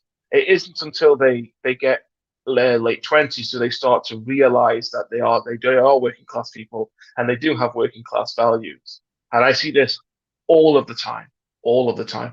So I mean, it wasn't ill-educated working class people who invented the term gammon. I don't know if you know this term because it's specifically British, but gammon is a term that young people who were clearly going to university or been to university um, created to cover working class people who drink in pubs, who maybe voted for Brexit or didn't go to university. Maybe they're um, you know they believe in, they just use the kind of free speech buzzword. They might share the poppy No, on their what was Facebook that? page or What did you something. just say? The free speech buzzword. They'll say Oh free yeah. speech, but they don't really know what it means. And they will. It's an insult. It's designed to say you are stupid because you are working class and because you are white, and because when you go to the pub you have gammon, egg, and chips, which is a popular dish. It's actually not as popular as people think. It's a Um, meme, yeah. yeah, it's designed to be. It's like once you have people creating this, it's a lot deeper than um, just having a little bit of an insult. It's about the divide between the lower IQ working class and the mid range IQ of the intellectual class. Or so they think. I'm sorry. It Oh, is so they think. So they think. it is perfect because that was going to be the point I was going to make. I mean, it could not be any more perfect than this. The American equivalent of that Mm. is the whole Trumper phenomenon or maggot, Hmm. MAGAT. Hmm. There could there be a more dehumanizing term to call your political I opponents? know. I know. Maggots, MAGATS. So yeah, it is no shock to you, I am sure, that the left has always held the working class in contempt. But they had to keep up appearances. They had to keep up appearances. Yes, we are out there fighting for the best interests of the working class, even though they're so ungrateful. They're so ungrateful for the help we're doing. This changed about 10 years ago. So Tim Pool puts this around the time of Occupy Wall Street. I don't know if you know what that is, but that seems like Yes, I do. that seems like a pretty good benchmark for where the winds started to shift. And so the left stopped being about economic populism and got into wokeism and social justice and anti-racism. So I saw you disappear. No, I'll continue. So yeah, this actually gave them sanction to fully disavow the working class. Now you could break that into two parts. One the white working class who were already breaking off from the left, who didn't want their help, and so it was basically a case of sour grapes. Oh well, Mm. they're just all white supremacists. So we don't need their support. We don't want their support. On the other hand, uh, the sort of black urban poor who have been living under basically Democrat triumvirate governance for the past 60 years have not been helped one bit and are slowly but surely peeling off. They're slowly, but it's not as fast as I would like, but they are peeling off from the Democrat coalition. Well, uh, this whole delusion that there are tens of millions of white supremacists in America now becomes very useful. It's well, Hmm. despite all our good intentions, all our policies never helped the black urban poor, because every other American is a white supremacist. There's no legislative correction. So what you see is the whole white privilege narrative, the whole white supremacy narrative actually gets the political class off the hook for their responsibility to the black urban poor, while also disavowing their responsibility to the white working class. So it kind of washes their hands. So it is very useful to the wealthy and powerful elite, this whole social justice ideology. So you understand where I'm coming from. I do. It's a very. I'm going to keep talking while I go to make another gin. Okay. It's a very convenient style of argument for them. It's like a rain dance philosophy. Um, we're going to do this and we're going to do this, and if it doesn't work, it's simply because people didn't do it enough, or Exactly. it's simply Exactly.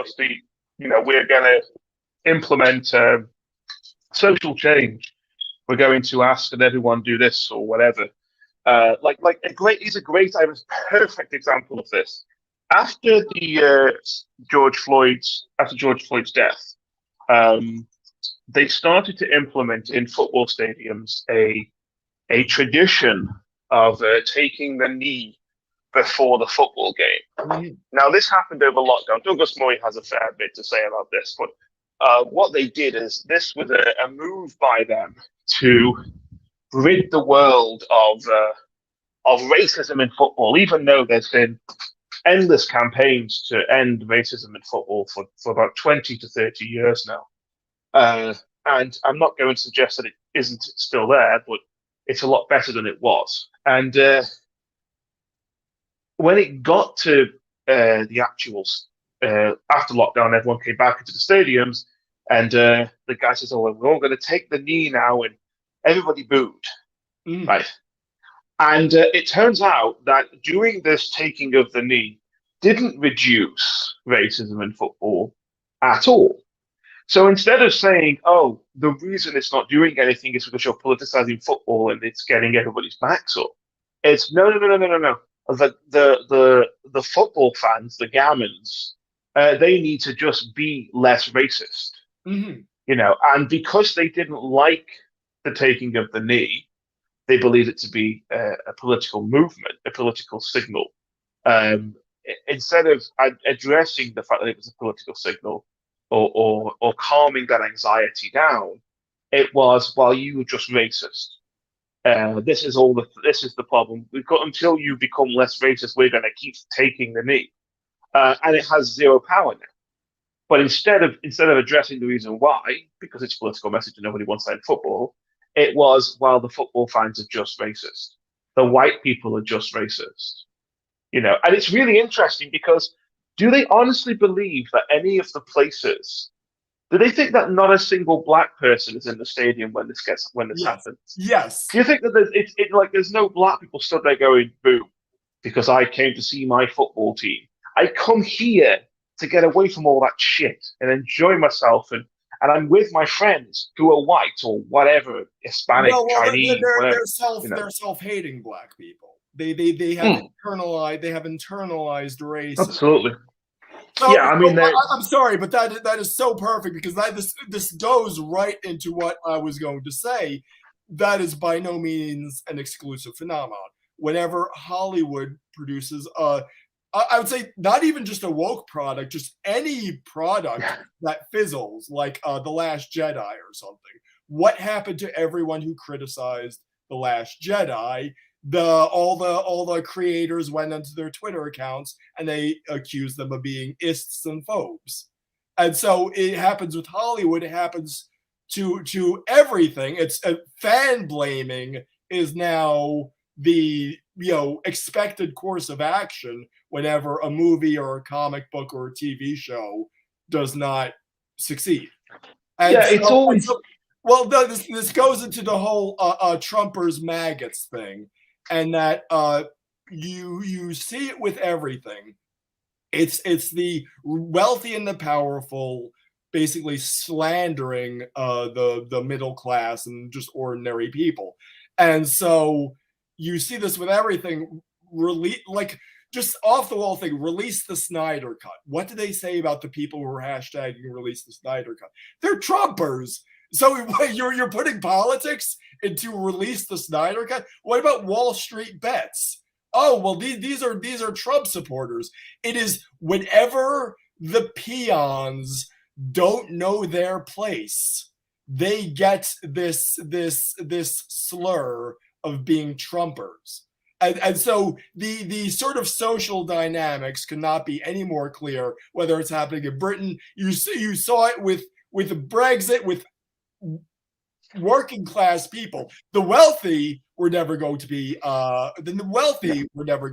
affected by the inclusion in the European Union. It was the working class people. So what happens? The wealthy accuse the working class of being racists. It's a way of absolving them of their own responsibility to the working class. There was what we're saying now and what we were just saying. I don't know what the point I was going to make was just now, but all of this has been done before. And a lot of people died of a famine, as it goes. It's like the really poor. Let's turn the really poor against the less poor. It's never the super rich. They had to get out or rich enough to survive. All of these things. This has happened before, and and I've said it before. It happened in Star Wars.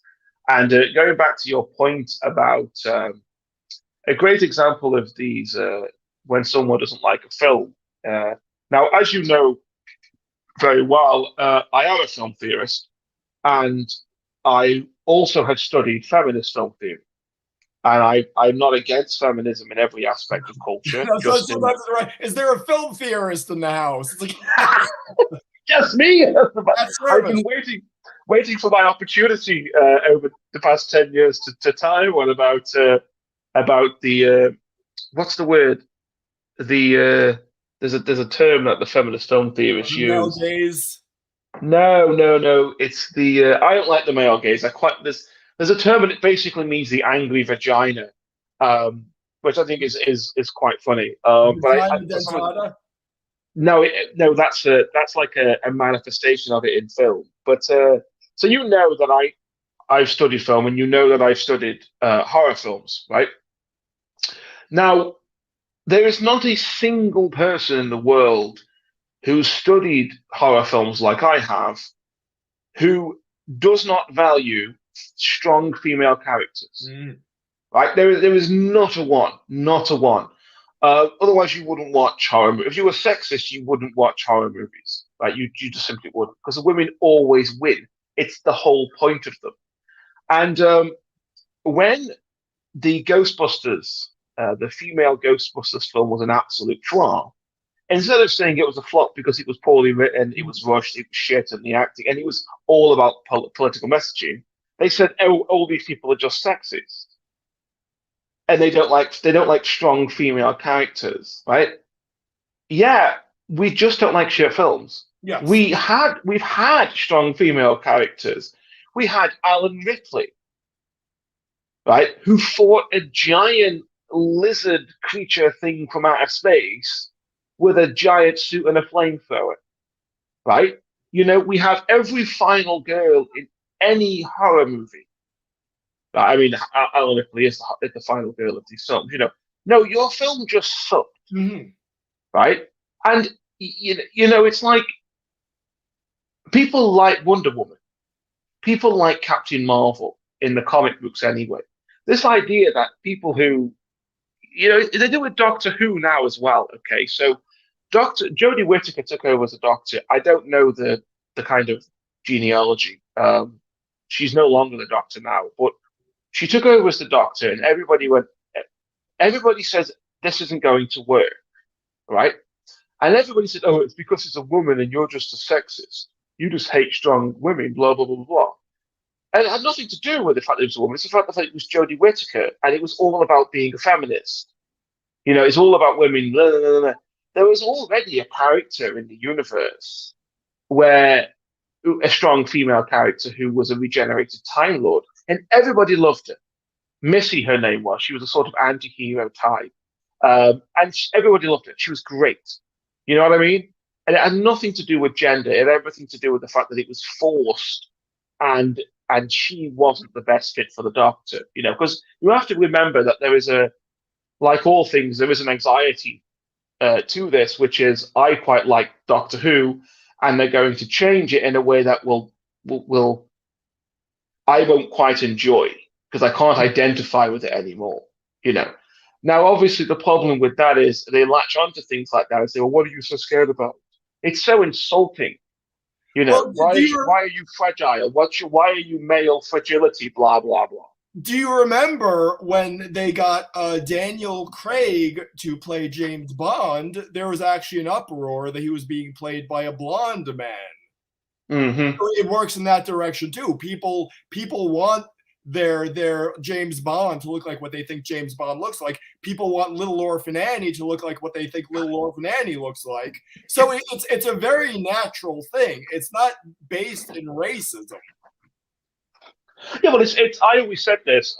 Someone should make a film about Nelson Mandela, but Nelson Mandela is played by Ryan Reynolds. You know, like, and everyone would go, "Oh, that's not right," because you know, well, that's exactly what you're doing. That's Yeah. the feeling, you know. And they'll go, "Well, it's a fictional character who is white." You know, I mean, it's like I said this one Well, before with. like, there are no more redheads anymore. They've all been race swapped. Who's thinking Well, about I mean, that? this happened with the Harry Potter thing. You know, they changed Hermione to be a black person on some show, and someone said, "Well," Rowling said, "Well, it doesn't say anywhere that she isn't black." It's like, yeah, except for the page 1 of chapter 4 where it says her pale white skin, No. you know, shone in the light or whatever. You're like, yeah, well, you said it, you know, and clearly Hermione is a white character. Well, I mean, What bugs me is when they talk about Star Wars and they talk about like black representation. These are not black; they're space races who have no relation to any terrestrial races who just so happen to look exactly like like black people on planet Earth, but that's completely coincidental. So you can't really talk about racial representation in a distant galaxy. no, I mean, there's two sides to their argument, and I can appreciate one side. One is thematically there is no representation. So like it's just so stupid that that would even feature. You know, I mean, like they have never done this to my knowledge with Star Trek. But if they ever did, the argument would be, well, in Star Trek, humanity has transcended all of those prejudices and biases. So to say, well, where are the black people? It would be like saying, well, it wouldn't be like saying anything. It's just stupid because in that universe, in that time frame, Yeah. there is no such thing. In fact, the racial disparities come between mostly humans and Vulcans because Vulcans think that humans are stupid and humans think that Vulcans are too rational and have no emotion.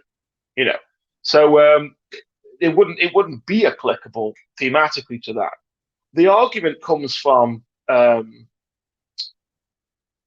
giving black people jobs in roles to hold up black people so black people can have role models. Now, I'm not against that. I always find it bizarre how they do this with programs that predominantly are watched by white people. Mhm. You know, I don't really want to get into it too much because I don't really want to make stereotypes of this because I know that I don't think stereotypes are true. Well, sometimes they are, sometimes they aren't. But like, you wouldn't. I'm trying to think of a good example. I don't know what programming black people would watch. I really don't know. But like, it wouldn't. My black friend where we invited him for wine and cheese nights, and he said, "No, I'm not going to that. That's some white boy shit." And it was just funny because it's such a true, like, it's a white person thing to do wine and cheese night, right? If you did a program about wine and cheese, right, the most of the viewers for wine and that program are going to be white people, right? Isn't that? It's just a white person thing to do, right? If you swapped out one of those one of the people who hosted it for a black guy, right, that wouldn't increase its black viewership, Yeah.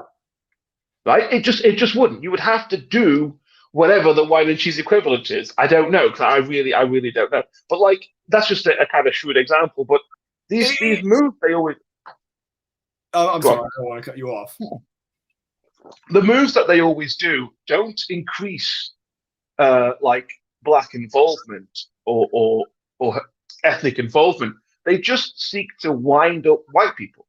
Yeah. That's all it does. It just because once again, it's not about creating a sphere where people have things to talk about or have we destroy those boundaries. It's about putting the boundary in one direction so we can point at those people and say well, they're the bad guys. Okay. So this is always my problem with woke entertainment.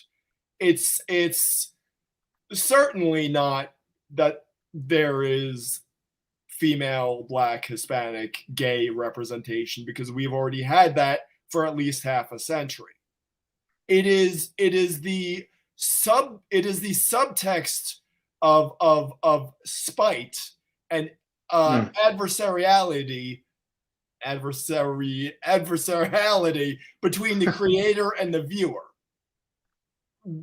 Yeah. It is we're doing this. We're putting a diverse cast member. Doesn't that piss you off, person in Kansas?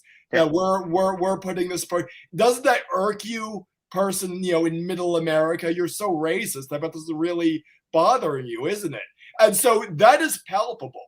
That antagonistic spirit between the creator and the viewer is really palpable. It's not representation because we have already had that.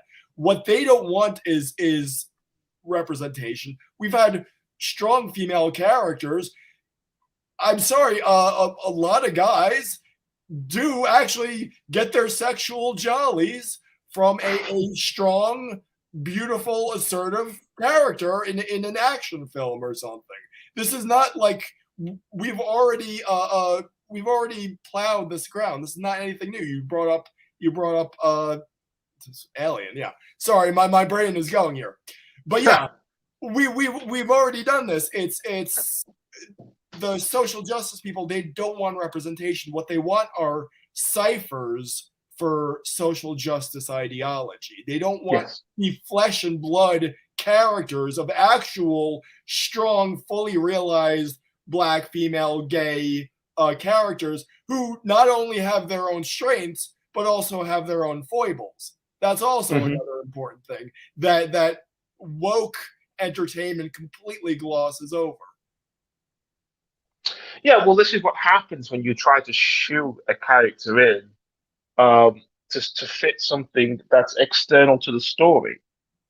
Um, like you're an artist, so you'll know that things that flow organically are better than things that you have to push. Yes. When you have to push something, it hasn't doesn't have the body behind it because it doesn't have that kind of pouring of the psychological process. You're making it up rather than it just like your brain letting it come out Yeah. when it's supposed to naturally come out.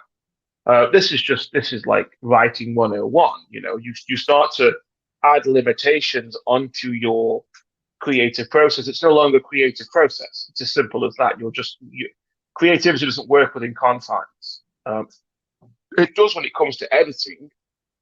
You think, well, actually, that's a little bit too much. We'll shrink that down, or we'll move that around, or whatever. But when it comes to pure creation, there are no boundaries, and there should be no boundaries, Mm. because otherwise, it's not creativity.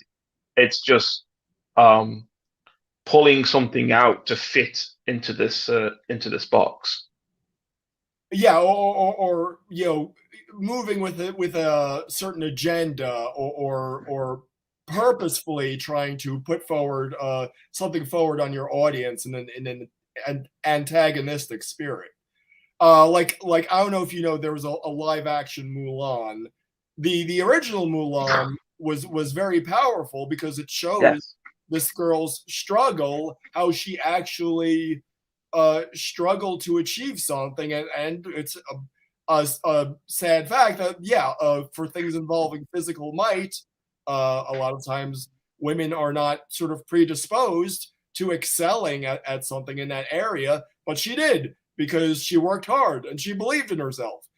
In the live action Mulan, and what seems to be the new normal is that they're just inherently better than the boys, so there's no struggle. But now I wonder Yeah. if how are kids today? There's going to be no sort of sense of triumph if they go in with the expectation that girls are just going to be better than boys. If that's just what's expected, there's going to be no sense of triumph. Well, to use Mulan as a case study is really, really good because Mulan came out just after Hercules. That was the next film that Disney had released, and Hercules was it's a story based on Hercules of Greek mythology, which served its purpose in Greek mythology. But in the kind of Disney version, it was about a guy who didn't quite know his own strength, but kind of relied on his strength. But it wasn't his strength that succeeded in the end. It was his valor. It was his integrity. Mm-hmm. It was his desire to be recognized as a divine being. And in the end, he sacrifices all that for love, right? I mean, he goes into, he loses his powers and dives into, the Lake of Elysium, right? The river Styx where the dead are, and arises victorious, having shown that he has integrity and valor. That sounds a lot like Superman too. Is that the?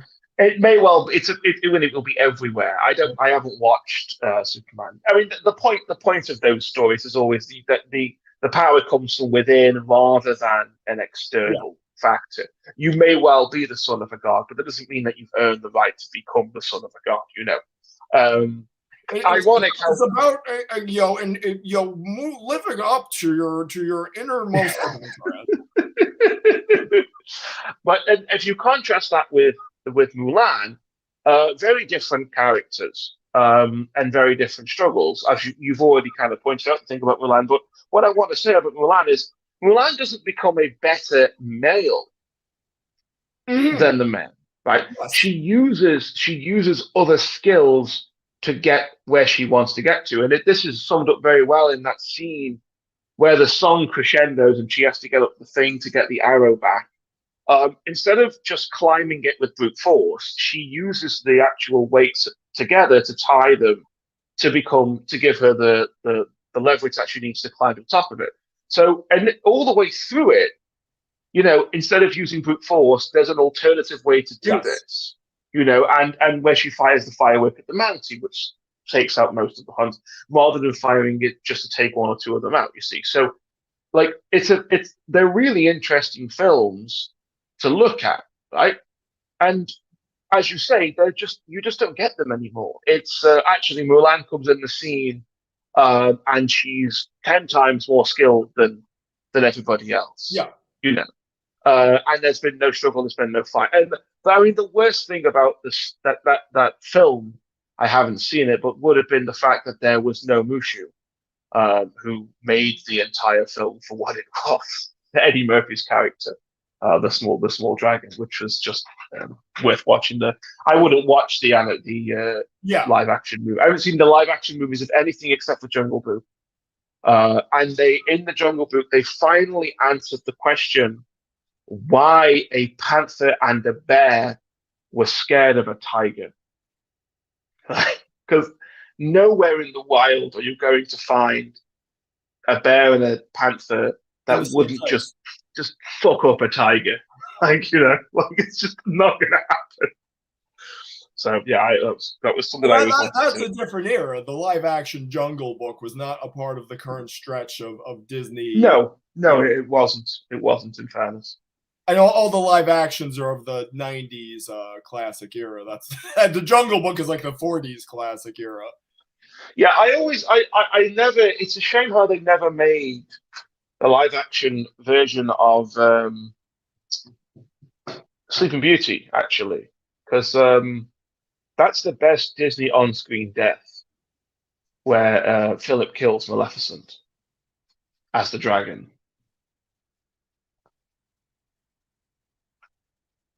Are you? I've never seen it. It always got mixed up in my mind with Snow White. So yeah, I can never I keep. think a lot of people do that, yeah, actually, because Snow White came before Sleeping Beauty, but Sleeping Beauty looks quite dated, actually. Mm. Um, it's also a lot shorter than I remember. They kind of fall in love in just the afternoon rather than over. Yeah, Philip and Aurora fall in love. But there's a fantastic line actually by Philip's father. Philip comes riding in on the horses. I've met this woman and I'm going to marry her. And he says, "What is she? A princess?" He says, "No, she's a peasant." And he says, "You can't marry a peasant. You're a prince." And he says, "Oh, come now. Come now, father. This is the 14th century." That was really that was really kind of funny, really. That's it's literally the current year. Yes. Yeah, yeah. Yeah, I'm going back into the to the comments from an hour ago. Yeah, trust the science. Yeah, all you little branch COVIDians line up for your Kool-Aid. We now require vax passports to travel in Ontario, Canada, by plane or bus, even domestically. Also, restaurants and gyms. Carry on. I'm still listening. Yeah, Michael Archangel. It's great to see you back. Yeah, the Great Reset is exactly meant to destroy the middle class. That is obvious. In fact, I think it's pretty much the stated objective. Oh, that's another thing I wanted to talk about: inflation. Guess who inflation hurts the most? It's not the wealthy, and our government just printed up like $4 trillion. Yeah, Eric Clapton is disillusioned by the medical establishment in the UK, mostly how they are pushing so hard for vaccines. But he also got a serious reaction to the vaccine. I actually did not know that. I know he's gotten a serious reaction from the left because they're authoritarians at this point, or unmasked authoritarians. Ironically enough. Everyone's obsessed with greenhouse gases and barely mentioning a garbage patch the size of Texas in the Pacific. Yeah, and Felina would always uh take haste to mention the fact that all the blades of the wind turbines are not recyclable and they just have to be disposed of in big pits. The Gov are getting hard-ons with these new powers they are getting.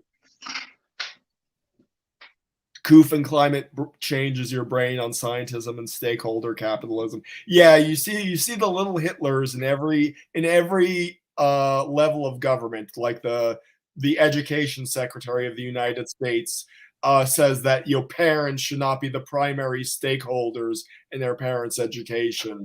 I The heard that very recently. the authoritarians are just revealing their true selves at every single level. It's so weird because just before I went for pee, someone mentioned the Great Reset non Mhm. thing. I've said before this it's too conspiracy for me.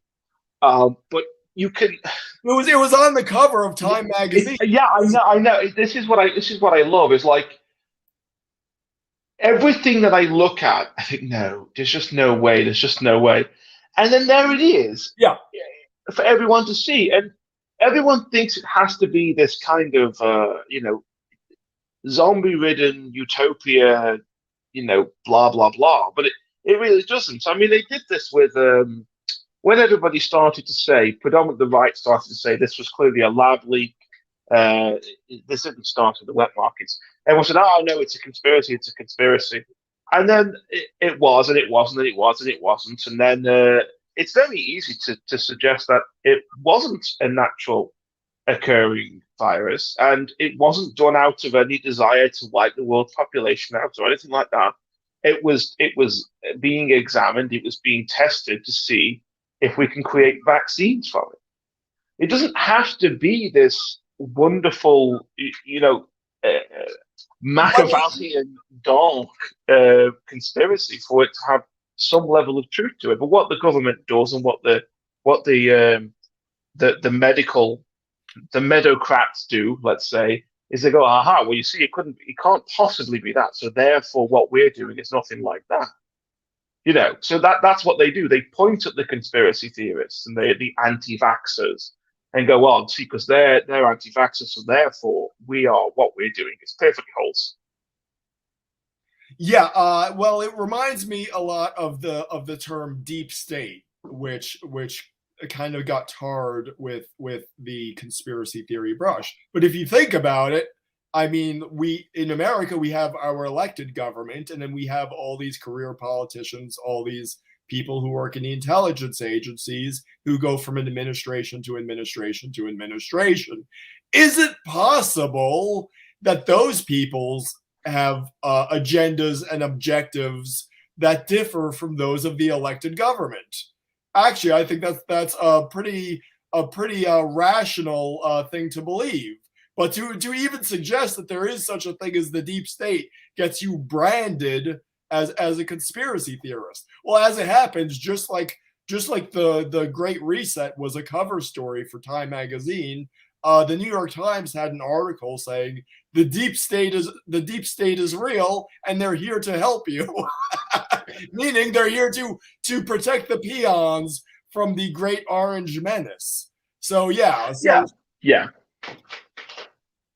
I have nothing else to add to that. history. Okay, so P says history shows that once power is acquired, it is never relinquished willingly. Mm-hmm. I'm only parroting conventional wisdom here. Yeah, all the leftists, where are you? You used to know this stuff. It's like every useful, correct thing the left once believed has now been forgotten. The ones who are about speaking truth to power are advocating censoring "Let's Go Brandon" because it's bullying the president. It's like every worthwhile conviction you once had has been forgotten. Well, that's what I mean about if the lefties of yore, let's say, would have been vehemently opposed to identity cards, opposed to vaccination mandates, opposed to mask wearing, maybe not mask wearing, but mask mandates. And if you listed all of these things, they would be right out of a blog in the 90s written by someone warning about the authoritarian state. Mm-hmm. And there would be a comment thread saying, I will never do this. This will never be me. And now these are the people coming forward and saying, no, no, that is me. I mean, you see this thing about Noam Chomsky, Yes. is now saying that people should effectively die of starvation if they're not vaccinated. We should create, and this is straight out of his mouth, we should effectively create a two-tiered state where the vaccinated have freedom, the unvaccinated stay at home, and if we can't get food to them, then they have to starve to death. He, actually, in the 70s, co-wrote a book about stating that man is vaccinated. Yeah. Yeah, and it's like, why with COVID? I think it's because these people never actually held those beliefs. And then when the time comes, they then have to address their real hardcore beliefs, what they really believe. And they are authoritarian. Yes. They've been authoritarian all the time. They're just edgy, you know. My revelation around the time of Brett Kavanaugh's little hearings, and people were shrieking on the steps of the Supreme Court, and they were showing up in their Handmaid's Tales LARPing uniforms. My revelation at that point is this is mass hysteria. To try to box it in to some sort of coherent political ideology that follows logically from its first principles, you're always going to come up short. you're always going to end up in some sort of contradiction. The only way you can accurately describe this as a social phenomenon is in terms of mass delusion and mass hysteria. So I think we've been stair stepping for the, as far as I could see, for the last 5 years. We've been stair stepping hysteria with the hysteria that, again, there are 80 million white supremacists in America. That is a delusion. We had the Russian collusion hysteria, and now we have COVID hysteria. Well, these people have already been primed. They've been worked up. It's not that COVID came along and all of a sudden we're authoritarians. No, they've been working up to this, and it's been one hysteria after another. Well, that's why the freedom argument is true. If the government had have started with a vaccination mandate, it would have been dead in the waters after seconds. Yes. They build up to it. It starts with oh, we must do this, we must do this. Just a couple of weeks, stay at home, couple of weeks away from home. Then it's oh, wear a mask. Then it's you can't go to the pub. Then it's and before you know it, people say, well, it's the thin end of the wedge. No, this is not the thin end of the wedge. This is the wedge. Like it's done. They were building up to a forced vaccination, and there's no like. I heard a commentator on I think it might have been Talk Radio asking somebody, well, what's going on here? Why are they doing this? And the answer is simple: it's control. It's always control. It's not about our health. It's not about our safety. It's about control. And they will keep doing this. And it doesn't have to be, like I've said, the don't attribute to malice what you can attribute. It is malice, but it doesn't have to be. They're not trying to wipe us out with some virus or anything like that. It's nothing sinister. It's just money. Yeah, it's just money. I mean, even if the vaccine has no complications, even if it was the best thing in the world, resisting the mandate is still a valid political stance. If the government had never never intervened with the pushing of the vaccination, I'd have had the vaccination. And yes. I didn't have it because I was completely right, and I have been right every single turn of this pandemic. I said I'm not going to have it because I know one day they will try to force this on people. And I am aware of the philosophical unsoundness of the argument because I will never have it until one day it's guaranteed it won't be mandatory, but then that will never be the case because I will never know. But I know, and I when someone asks, I just simply say, I don't want it and you can't make me have it. But it isn't that I don't want it. I do want it. But I'm not going to have it because you tell me to have it. And I'm not going to have it because one day I knew in the future there were people telling people who would eventually tell people to have it. And I hoped I'd be wrong. I hoped I'd be wrong every single time, but I haven't been. And my concern from the very beginning, as I told you at the very beginning, was that it wasn't that we would have lockdowns or anything like that. It was that I was worried the government were going to take arbitrary control and use this as an excuse. And at the time, there was lots of other people saying it, and we got branded conspiracy theories. That's not going to happen. That's not going to happen. It's exactly what happened, right? And I cannot work out how people cannot see that. Yes. It beggars belief. I don't understand why people can't see that my concern is not just warranted; it's already happened. And you look at Australia. I heard a noise. Sorry.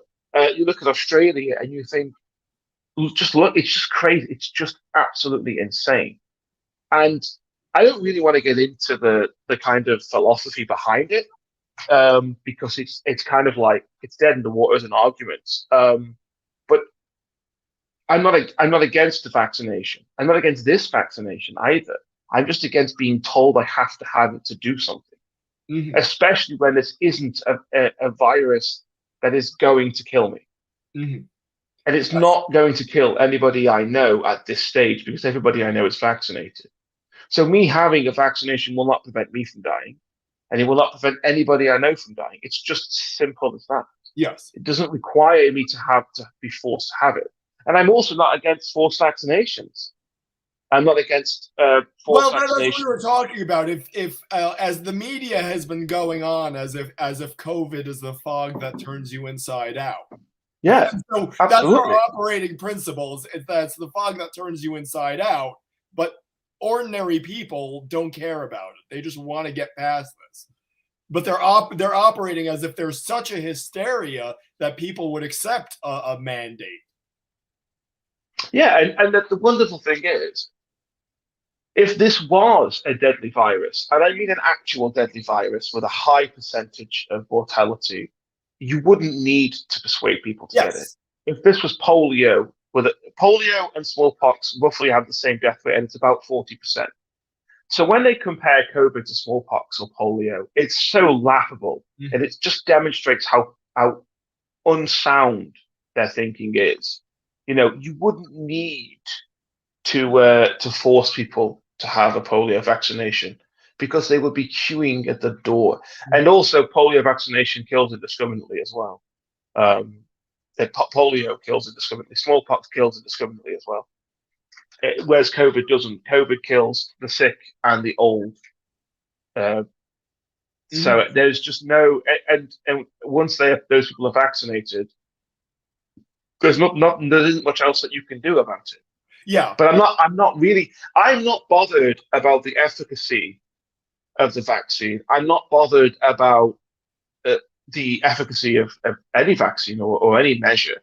I'm simply weighing between um, liberty and arguably to steelman the other position.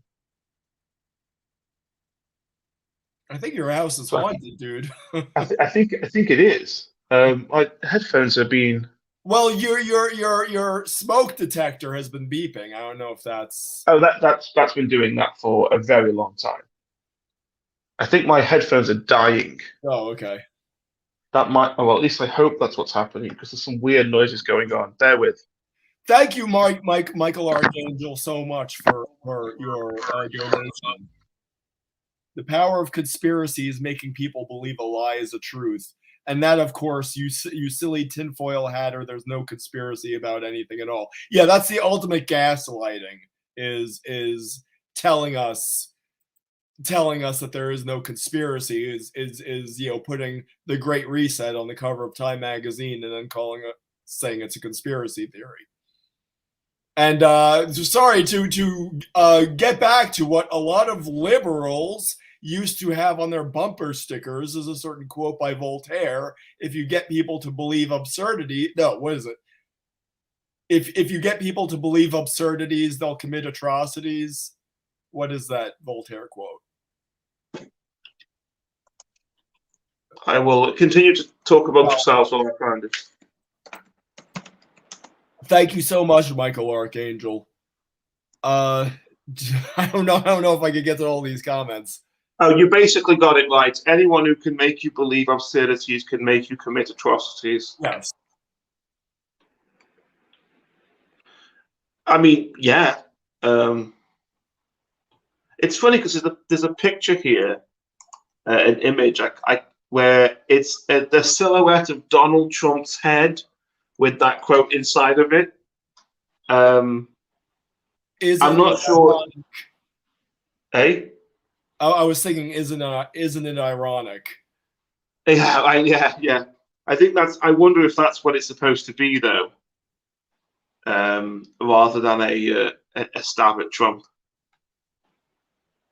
Well, it's an anti-Dutch saying, well, Trump is getting his followers to believe absurdities and they'll commit atrocities, and now we see, God bless you, all the anti-Trumpers are acting like Hitler's willing executioners.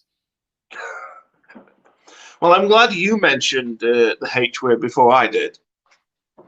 Oh yes, cross that Rubicon. Yes. I'm going to refill my gin and just have a quick check to make sure that there isn't some evil force of nature in my house trying to exterminate me. So give me. We'll see blood splattering against the wall screams. Yeah. So bear with me. I think the likelihood is my headphones have given up. So I'm going to put these on charge, and then I'll still be able to hear you. Okay. Yeah, Robert B says, I help people with debt plan budgets to get by for a living. Lately, all I'm hearing are people afraid of the rising cost of food and fuel. Many lost jobs and can't get hired because they don't want the vax. Yeah, and they're saying heating costs for like propane and stuff can go up 40 to 100% over the next winter. So who's that going to hurt? It's going to hurt poor people who live in the hinterlands. But yeah, the Democrats care so much for the poor.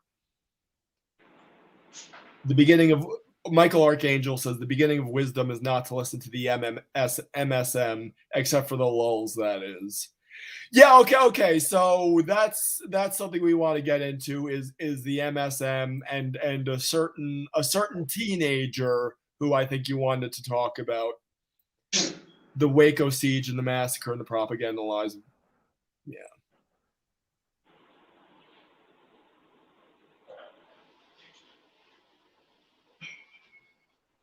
Sorry, repeat that last point. I think I was supposed to interject there, but I didn't. Well, we're talking about the mainstream media and gaslighting and the things that people know that just ain't so.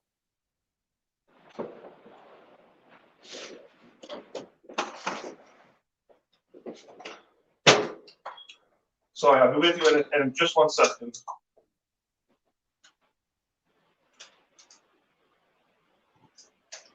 It's like we were just me and the other David were talking about David Icke just tonight. So what's scary is if you want the most rational and lucid explanation of contemporary politics, go to David Icke. That's a scary thing. We can't see you. You turned off your camera. That's okay. Oh. Right, I've managed to put them on charge now. So, did you mention something? Well, okay, so just let me finish scrolling through the comments. The piece says the fragility is pathetic. You never hear me complain that Italian Americans are often portrayed as mafiosos or greasy mechanics. I didn't know you were Italian, piece. You have something in common with me and Felina. Yeah, we thought you were Tibetan American. Well, his name is in the Tibetan. Oh, is that the one? Yes, I see it. Yeah. In the orthography of Tibet.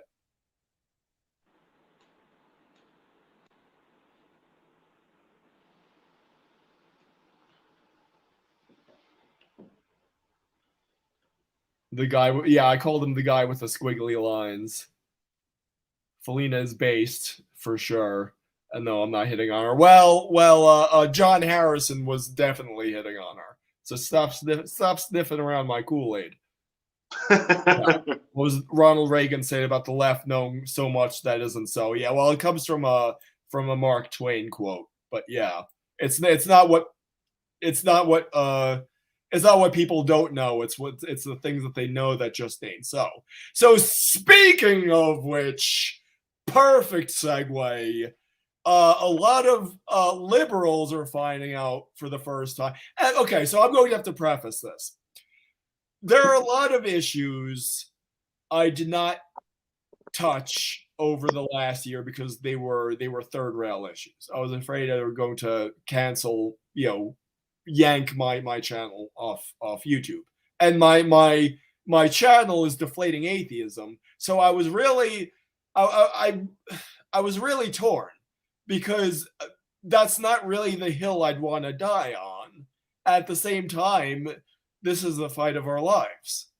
I mean, I think maybe new atheism, the phenomenon of new atheism, is related to the current authoritarian push. I think that's very likely. I could theorize about that. In fact, I can point out some characters who are certainly common to both. But yeah, I never wanted to die on the hill of politics. But now it's like, what else is there to talk about? So yeah, I never would have wanted to talk about Kyle Rittenhouse there. I mentioned his name. That's the first time I mentioned his name ever, I think. And a lot of current events discussion I had with Fabulous Agnostic and Felina, I deleted them. I still have them on my hard drive, but I deleted them because I thought the little algorithm bots would go and see me and cancel me. So yeah, I think I'm like a lot of people that now we're just at the DGAF stage, and it's like no, it's where we can't really be silent any longer. So yeah, so that's just my whole preface as to why I would never talk about Kyle Rittenhouse or or why I deleted all those videos. But now I think there's a certain critical mass too. Well, now obviously there's a trial and it's saturating the media, but I think more and more people are waking up and telling the truth. And now we have sort of the Storm Area 51 attitude that they can't arrest us all. So that's sort of my prefatory comments. It's that yeah, there are a lot of topics that were third rails for me that I never would have touched before. But yeah, Kyle Rittenhouse is one of them. Now, as far as the things that people believe that just ain't so, it's that Kyle Rittenhouse went with a gun and shot 3 peacefully assembling black people who were demonstrating for black dignity.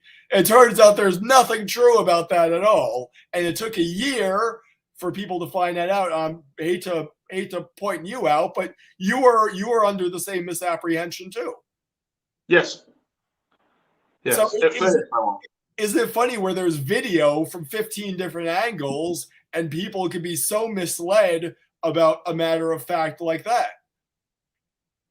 I tend to avoid American problems though, because and with this one, so are you done? Are you want to carry on or? No. I actually thought it was something you wanted to talk about. Yes, it is. No, that's what I mean. I don't know if you wanted to do any more of your intro before I do my intro, but my prefatory comments go on. Please continue. I mean, I tend to ignore American stuff. I got off the train a lot with the George Floyd thing. I didn't watch the trial, the Derek Chauvin trial, and I'll briefly mention like the media offspin, but I want to come back to the media offspin at the end. But it was clear, the narrative that was constructed for people in other countries who avoid this kind of stuff was that there was this kid who had shot 3 black people at a protest, whether it was a riot or whether it was done in self-defense or whether it was not done in self-defense.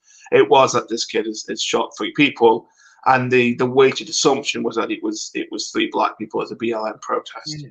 And that Kyle Rittenhouse was like an incel energy style MAGA chap,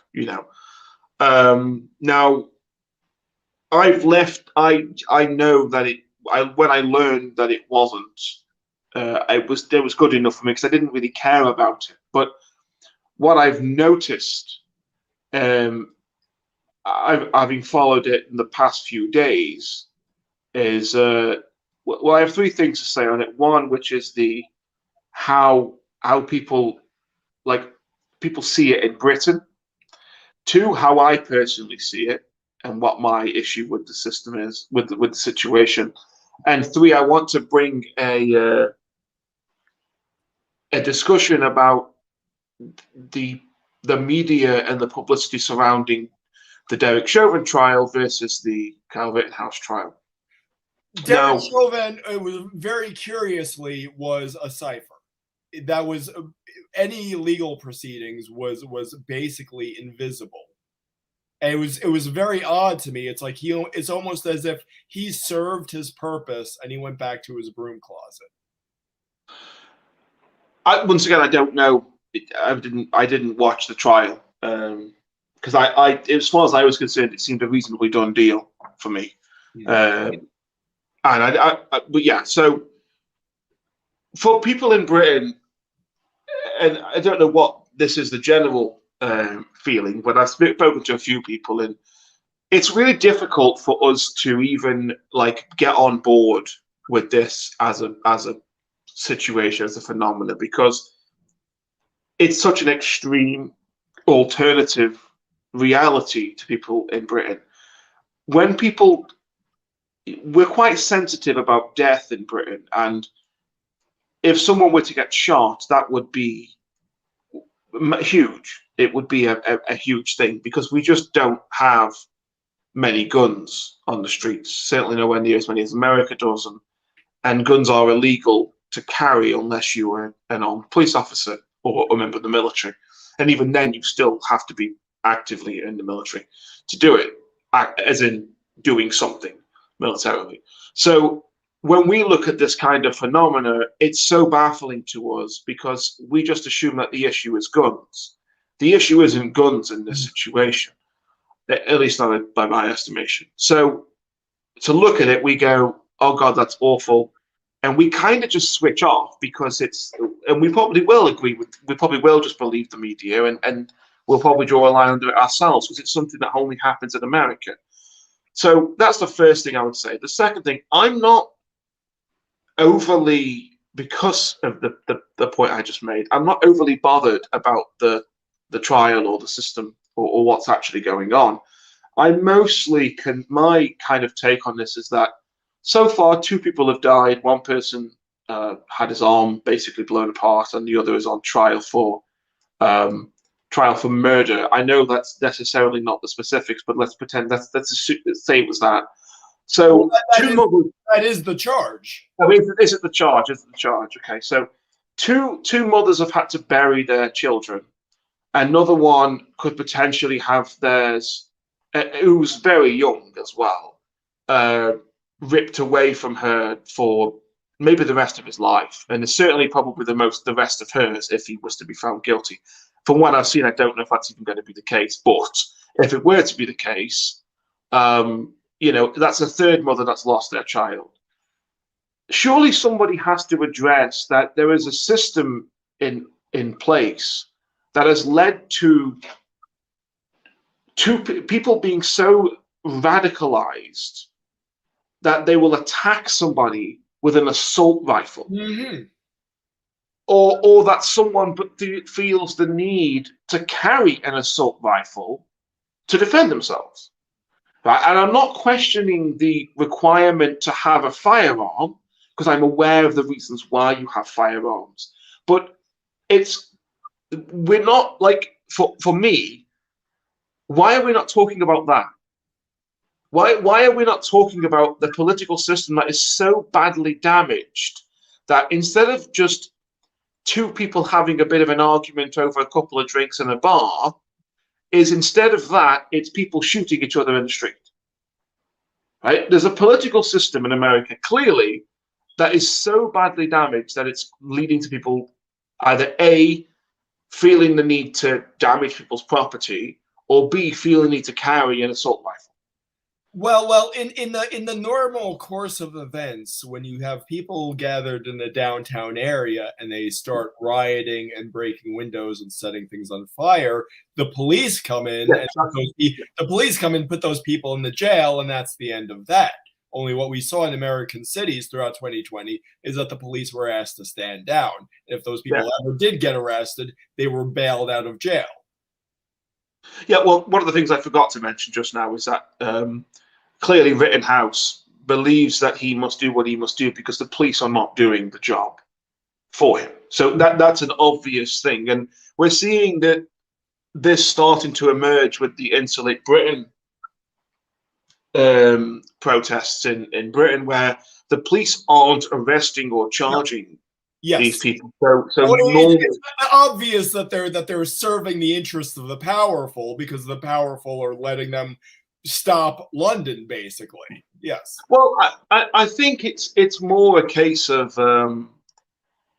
there's not enough resource to perform enough of this, and the police will let charges drop if they're not in the public interest.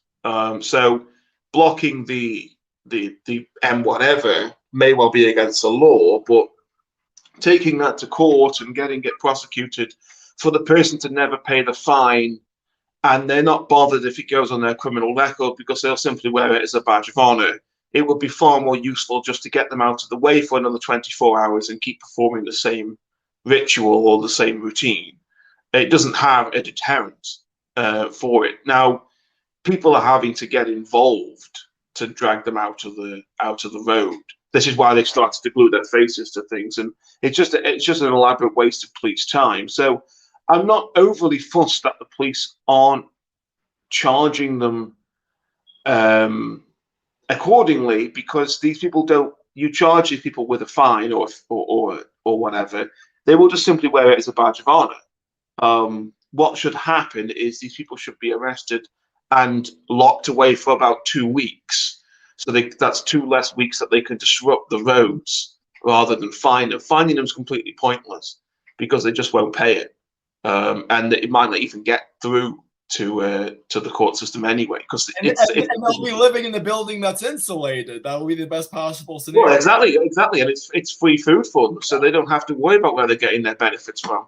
Well, the one thing they can't get in jail is marijuana, which is clearly what their entire modus operandi is about. I don't know about it. It's some weird narcotic, you know. So, and the third thing I was going to say about the Rittenhouse thing is I wanted to draw the comparison between the reporting of the George Floyd murder trial and the Kyle Rittenhouse trial, because you can see this on Facebook of people sharing pictures of Kyle Rittenhouse crying and saying, "Oh, it's all crocodile tears, it's all crocodile tears," and sharing memes about how what a white supremacist he is, what a nasty piece of work he is, and how he. Joe Biden, no less than Joe Biden, called this teenage boy a white supremacist. And none of the additional information about his character was produced, and it's just so bizarre how the media has treated him over the past year. I've seen people say he should get the chair.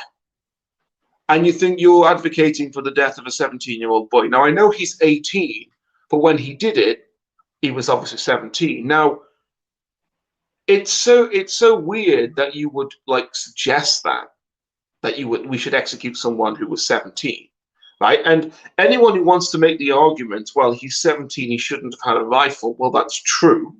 But if he was 18, what would you then be saying? It's not murder because he's 18. It's not murder because he's 17. You know. Or the most ridiculous argument is that it's murder because he carried the gun across state lines. Wait, I thought borders were imaginary and racist. He should be charged with a crime for carrying a gun across a border.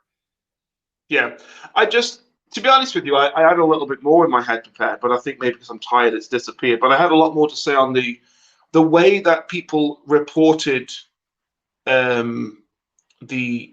remember seeing this one was really interesting, right? So I only have recently seen the footage of the actual shootings just today, actually, both of them, because they're two separate incidences.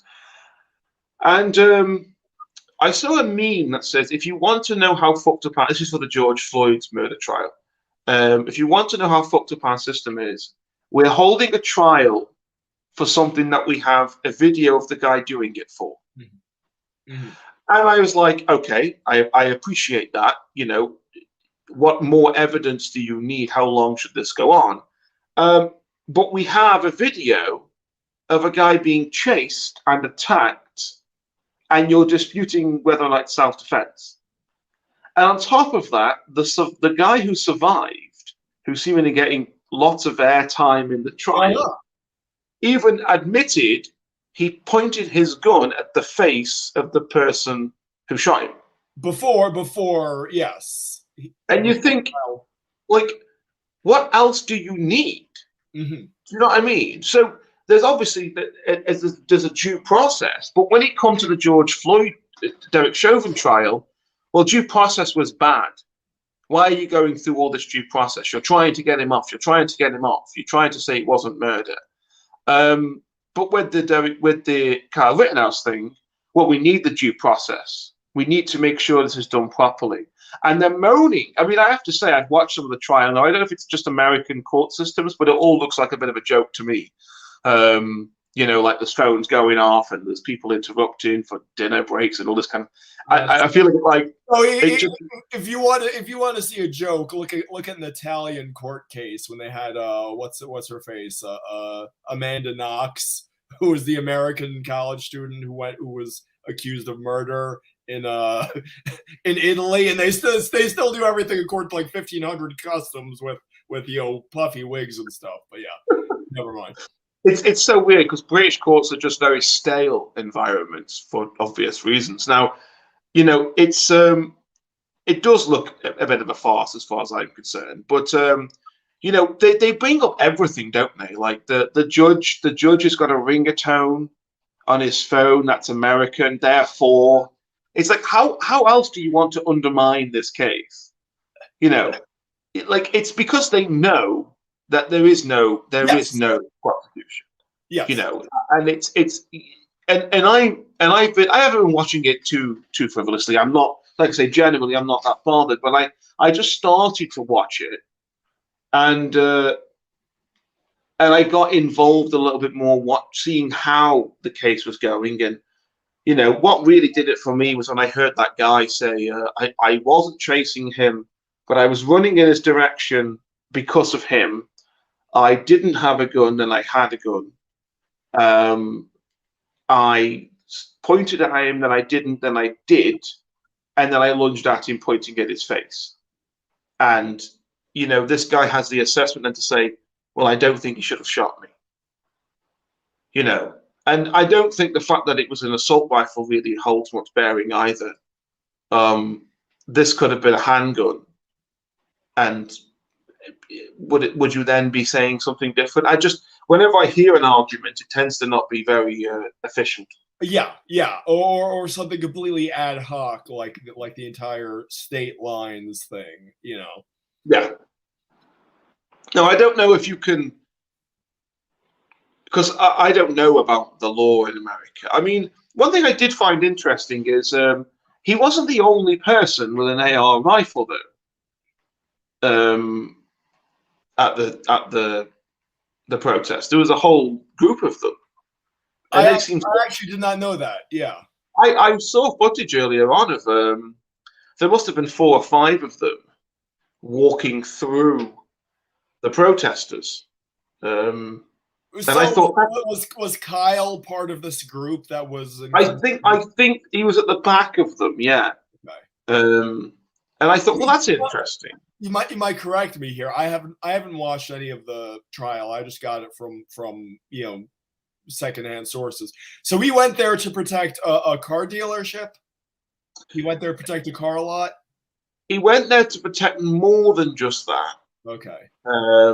But this is the thing that they're trying to get it on is he went to protect the people there, not the property, because you can't protect property in that way, which I can appreciate, because you can't protect property in England at all. Actually, that's a different argument, but I could appreciate that. So there was a discussion about whether or not he had gone to protect people or property, which is a big difference, which is kind of irrelevant because he ended up having to protect himself, not other people's property.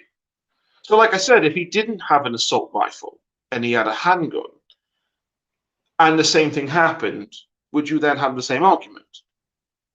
I mean, a guy literally kicks him in the face, and he doesn't shoot him. And you think, this is just insanity. I watch it, and like I said, I think the whole thing is bizarre. There's nothing pleases me about seeing someone get shot, or 2 people, 3 people get shot if you count the guy whose arm got shot. But it's not my world, it's not our world, British people. We don't. If there was a gun crime in England of that capacity, it would shake everybody to their core, because we're not that kind of thing. We don't have that thing going on in our constitution. We don't have a constitution, but we have a sort of unofficial one, the general agreement between people in the state. But I have to say, I couldn't. It looks awful, but if this wasn't a gun and he turned around and punched somebody and that person died, would this be a same charge? Well, would it be justified?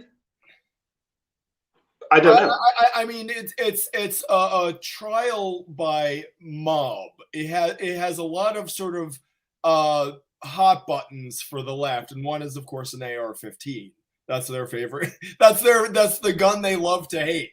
But if it wasn't for that hysteria, it obviously never would have gone to trial. I think the prosecutor is, of course, a far left plant himself. But that's me conspiracy theorizing, even though that's a completely reasonable conspiracy theory. But yeah, there were about 30 people who died in the riots in 2020, and isn't it funny how, I mean, you could look at the killing of David Dorn, who was a black police officer. If you ask any person on the street who killed David Dorn, you could poll 1,000 people. I guarantee you, none of them would be able to tell you who killed David Dorn, a actually black person. Now, we have It's amazing that you have to create that extra linguistic distinction, given that non-black people were shot by Kyle Rittenhouse. Yes, yeah, exactly. I'm sure. Actually, probably a majority of those 30 people were probably black or Hispanic people if they occurred in city centers.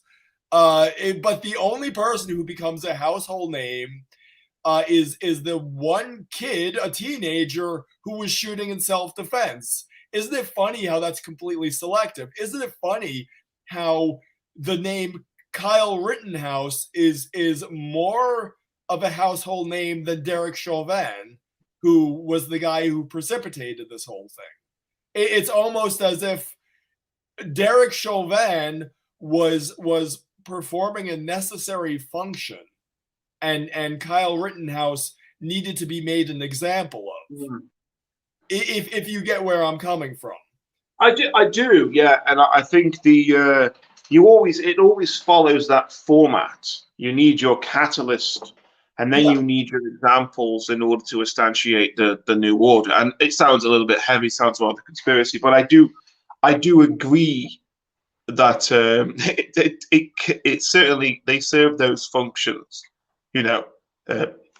absolutely. I thought maybe we'd get a little bit more, but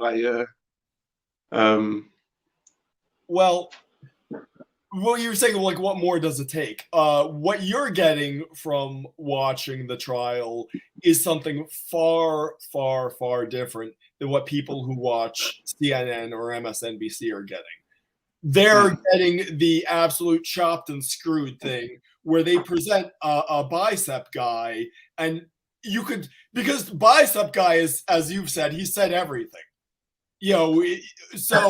So you could chop it up. So bicep guy gives a heartrending plea for this horrible injustice to be righted. And if a person on CNN watching CNN or MSNBC sees that, they're going to get a completely different view than you're getting, the person who's actually watching the trial.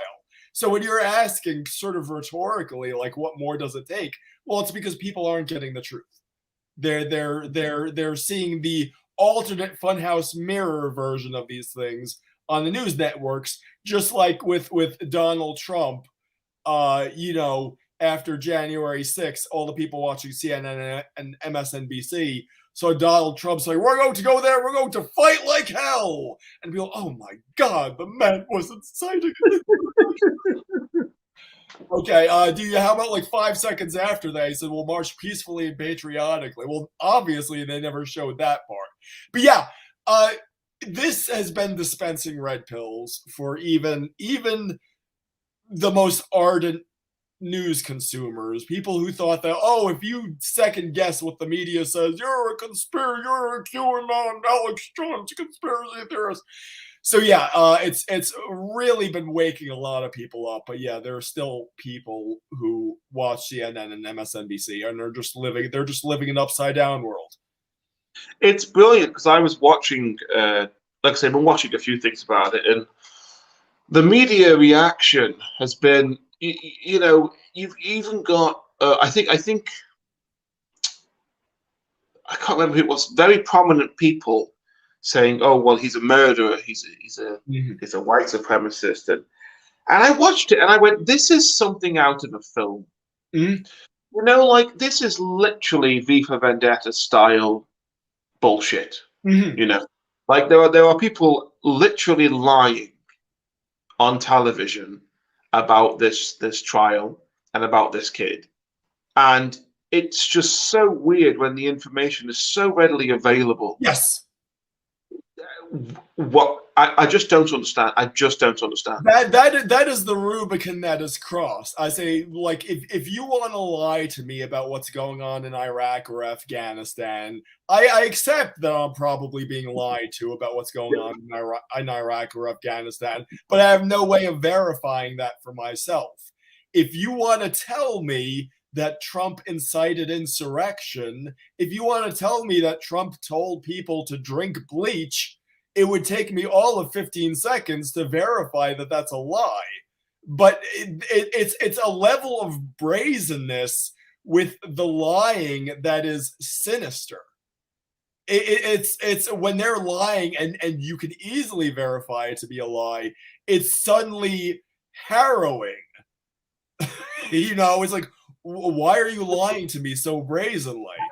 The best position for these people to be in now is the position where the people watching it don't even challenge it. Mm-hmm. You know, and I was just thinking this when you were talking. There's people will go, "Oh, did you hear Donald Trump said that everyone should drink bleach?" Oh, that's crazy.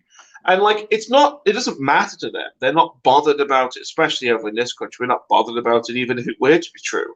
But it's just taken to be true because of all the other things that hasn't been checked with the belief. And that's where it starts. You know, well, they paint him as this crazy cuckoo guy, blah, blah, blah, blah. So over the time, you start going, well, of course he said that. Why wouldn't he have said that?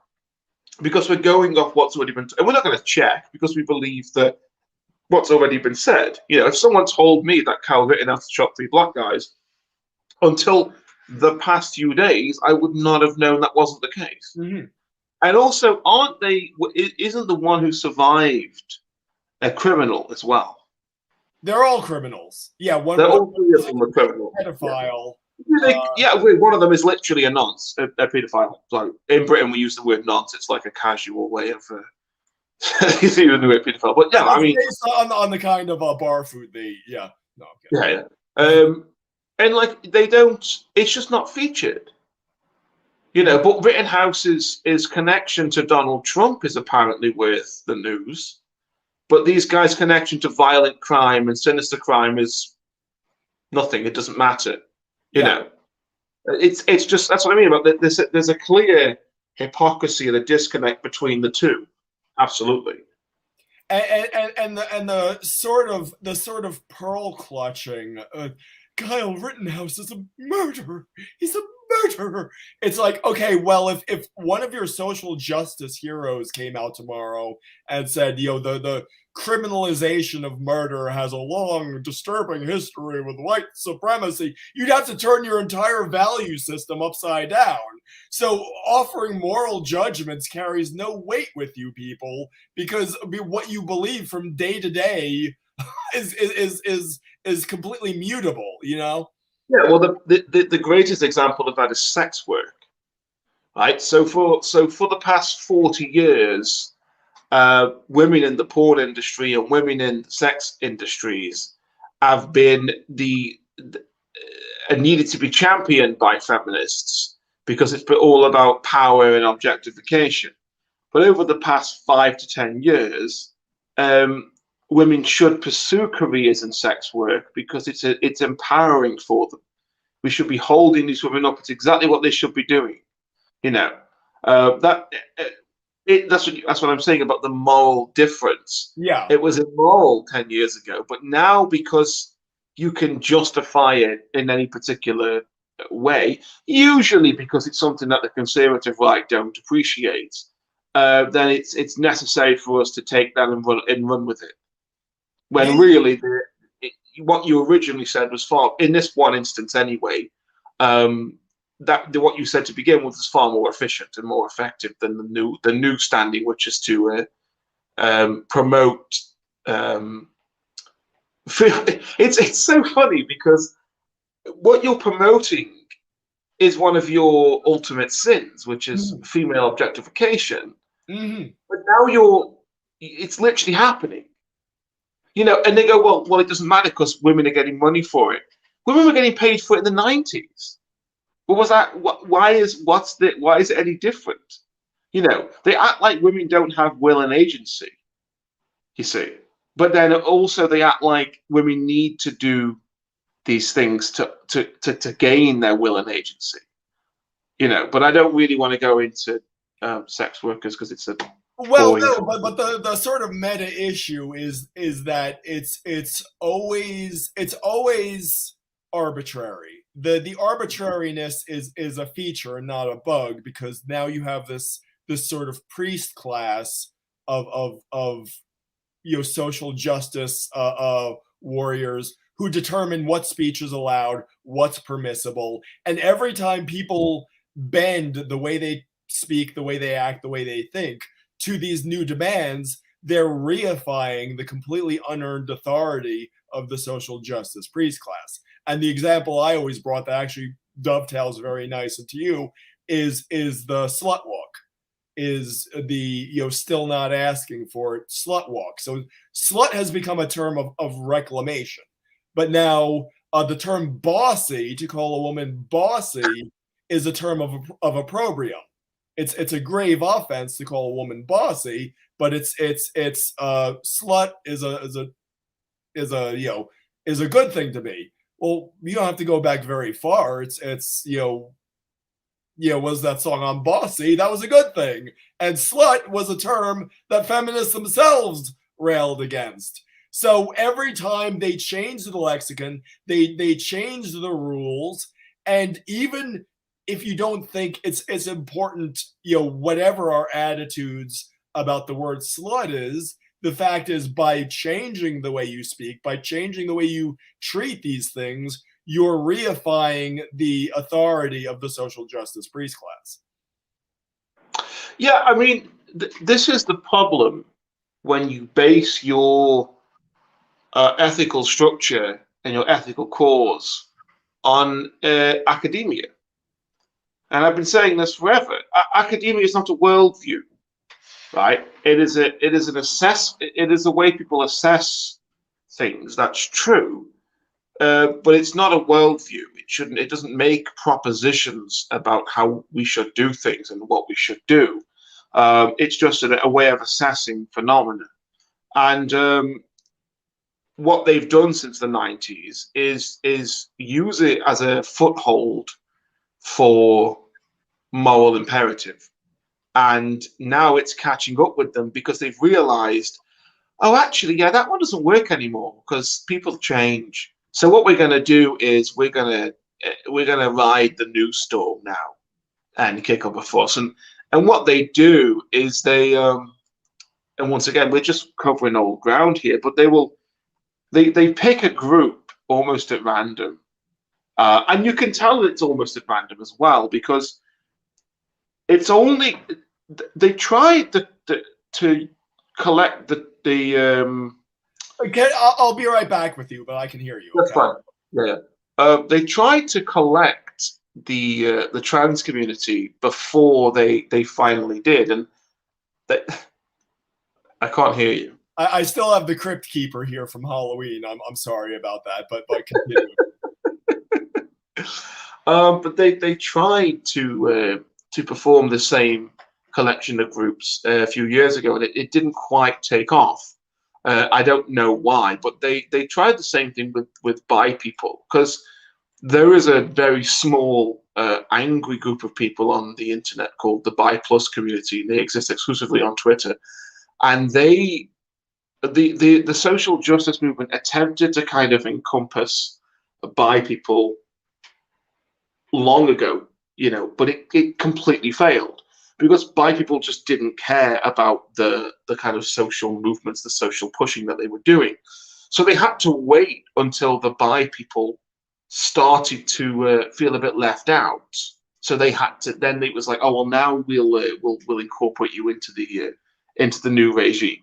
And you see the same thing with trans people, where years ago they attempted to kind of lobby trans rights and trans privileges into the public ethos, and it didn't quite settle, it didn't quite work.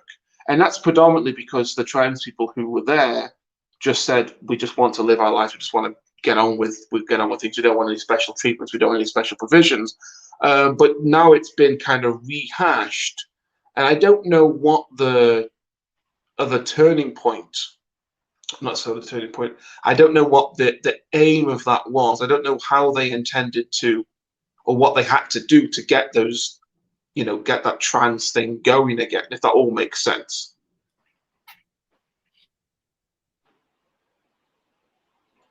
I have nothing to I have nothing to say to that. It was a bit of a tailed off point because I haven't really prepared that. So I'm now off the script. By the way, I have nothing else that I wanted to particularly cover. So if anyone's got anything, or you've got anything, then I'm happy. Yeah, well, my one objection to what you were saying was that I'm not entirely convinced you're treating social justice like the contagion that escapes from the lab. Like they were just toying with it in academia, and there was some accident where it got released to the public, and it just consumed the world. Some people say that. Some very smart people say that. I'm not entirely convinced that academia is the sole sort of progenitor of social justice. Well, I can, if I may, offer an alternative progenitor. Then, 1 second. Can you hear me? Yeah. There was a weird echo there, but yeah. I don't think they're with me yet. I think go into the comments. I think foreign governments have been active in promoting this stuff, both in academia and in mass media. Well, my argument is boredom. It's cultural boredom. That's true. And need for cause. I was thinking it's like the old C.S. Lewis dictum that if you believe in nothing, it's not that people will believe in nothing without God, it's that they'll believe in anything. I think another thing is that it's not that nothing is sacred, it's that anything is sacred. We see that with pronoun hysteria. Why are pronouns sacred? It's because of a lack of actual authentic sacredness in these people's lives. No, I mean, make no two ways about it. The Green Advocates, it's a religion. Mm-hmm. Social justice is a religion. Football is a religion. It's always brilliant whenever you listen to these people harp on about religion and say, "Oh, it's terrible that these religions. It's so dogmatic." I mean, even atheists are kind of the worst ones for it, because they act as though they were above dogma, and their logic safeguards them from religious thought and religious practice, but will then perform kind of quasi-religious rituals publicly. Mm-hmm. I mean, there has always been that comparison between feminism and Catholicism, about kind of like a privilege being the original sin, and a repentance being the flagellation that you need to perform publicly to adhere to the new kind of doctrine, the new dogma, the new thinking. Yes. Or And the original sin of being born white. Yes. Or white privilege, yeah. But the major problem with all of these kind of quasi religions, I think, and you can see it certainly in the social justice one, because the social justice one's distinctly about morality, whereas the environmental one is mostly about behavior. You know, the what you can see is a cult of personality, right? And it's a complete removal of God. And another addition to the idea that without God you believe in anything, but not only will you believe in anything, but you will replace God with something else. And when you get to decide your own ethical code and how you behave, you substitute God with yourself. Mm-hmm. Veganism is a really good example of that, because the vegan argument, realistically, from a secular point of view, anyway, is I have decided this, and it is my personal position on the matter which leads me into the logic that it dictates. Once again, it's a psychological proposition, followed by evidence and followed by other arguments and other examples. It's a curious irony that radical individualism always promises to be a lot more interesting than it actually is. So you say, "Oh, well, I get to choose. I get to choose my own values. I get to choose what's important to me in life. Wow, there's like all these possibilities. I can customize my entire worldview to my personal preferences. Where do you end up? Call me. Here are my pronouns in my Twitter bio. You have to. That's where it ends up. You end up following the herd." I always thought that was such a bizarre irony that like radical individualism sounds so promising, but you end up at pronouns. That's the terminus. Yeah, it's brilliant as well, because since when did your chronic illness become part of your identity? That was a wake up call for me. Is when I actually saw a video of kids. I think at the very oldest, they were in their very early 20s. They were teenagers or in their very early 20s, and they were explaining their gender and sexuality. It's kind of, you know, like the new atheists, the lack theists have the 49 flavors of not believing in God. What's her face? Bionic Dance. She's the worst of both worlds, because she has her 49 flavors of not believing in God, plus her explanation of her sexuality and gender, which takes half a paragraph. It's like these are boring people who genuinely want to seem more interesting than they actually are. Oh, 100%. I mean, you would never walk into a room and announce yourself as anything other than your name and maybe whatever purpose you had there. Yes. Like if I went to an AA meeting, which if I'm ever at an AA meeting, it's because someone stole my skin and went for me. If I went to an AA meeting, I would be, I am Michael, and it's been this many days since I last had a drink. You're like, that wouldn't be appropriate if I went to a church meeting about Bible class. If I went to a church meeting, I would say, and I've been studying the Bible for 40 years or something along those lines. Like, no one ever exceeds that like initial thing, you know.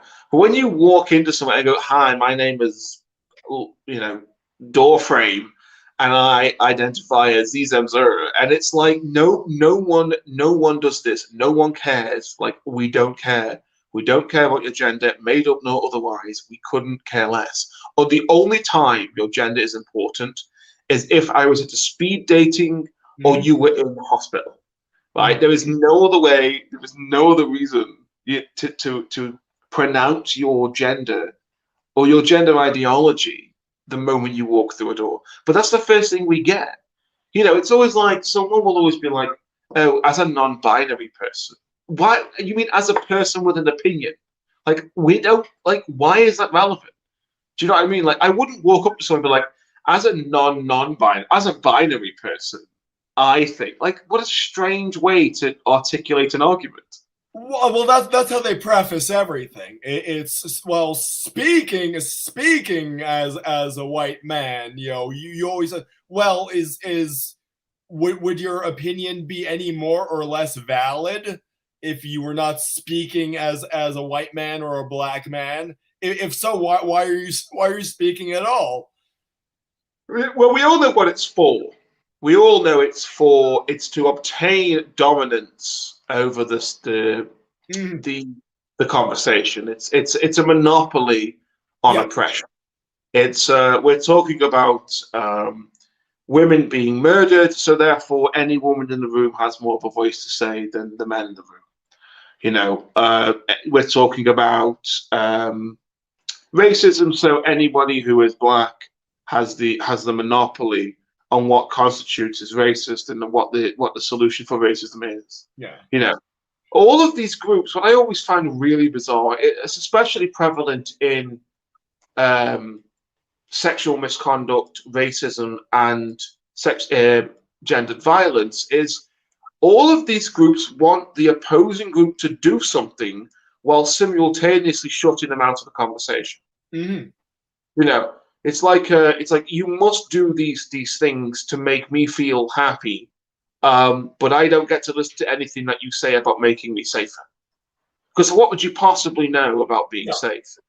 Like, because you're the problem, not me. Well, maybe we could work together to reduce the suffering of humanity, or you can keep screaming at me, the good guy, who will not be able to do anything if something bad happens to you. And a great example of that is this.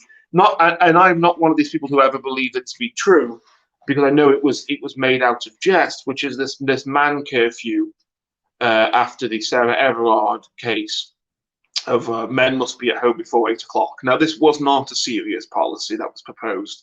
People think that's what was proposed. It wasn't. It was more of a joke about, which is surely something you wouldn't want. And let's just say that I think it is seriously part of a conditioning process. I've noticed those things all the time.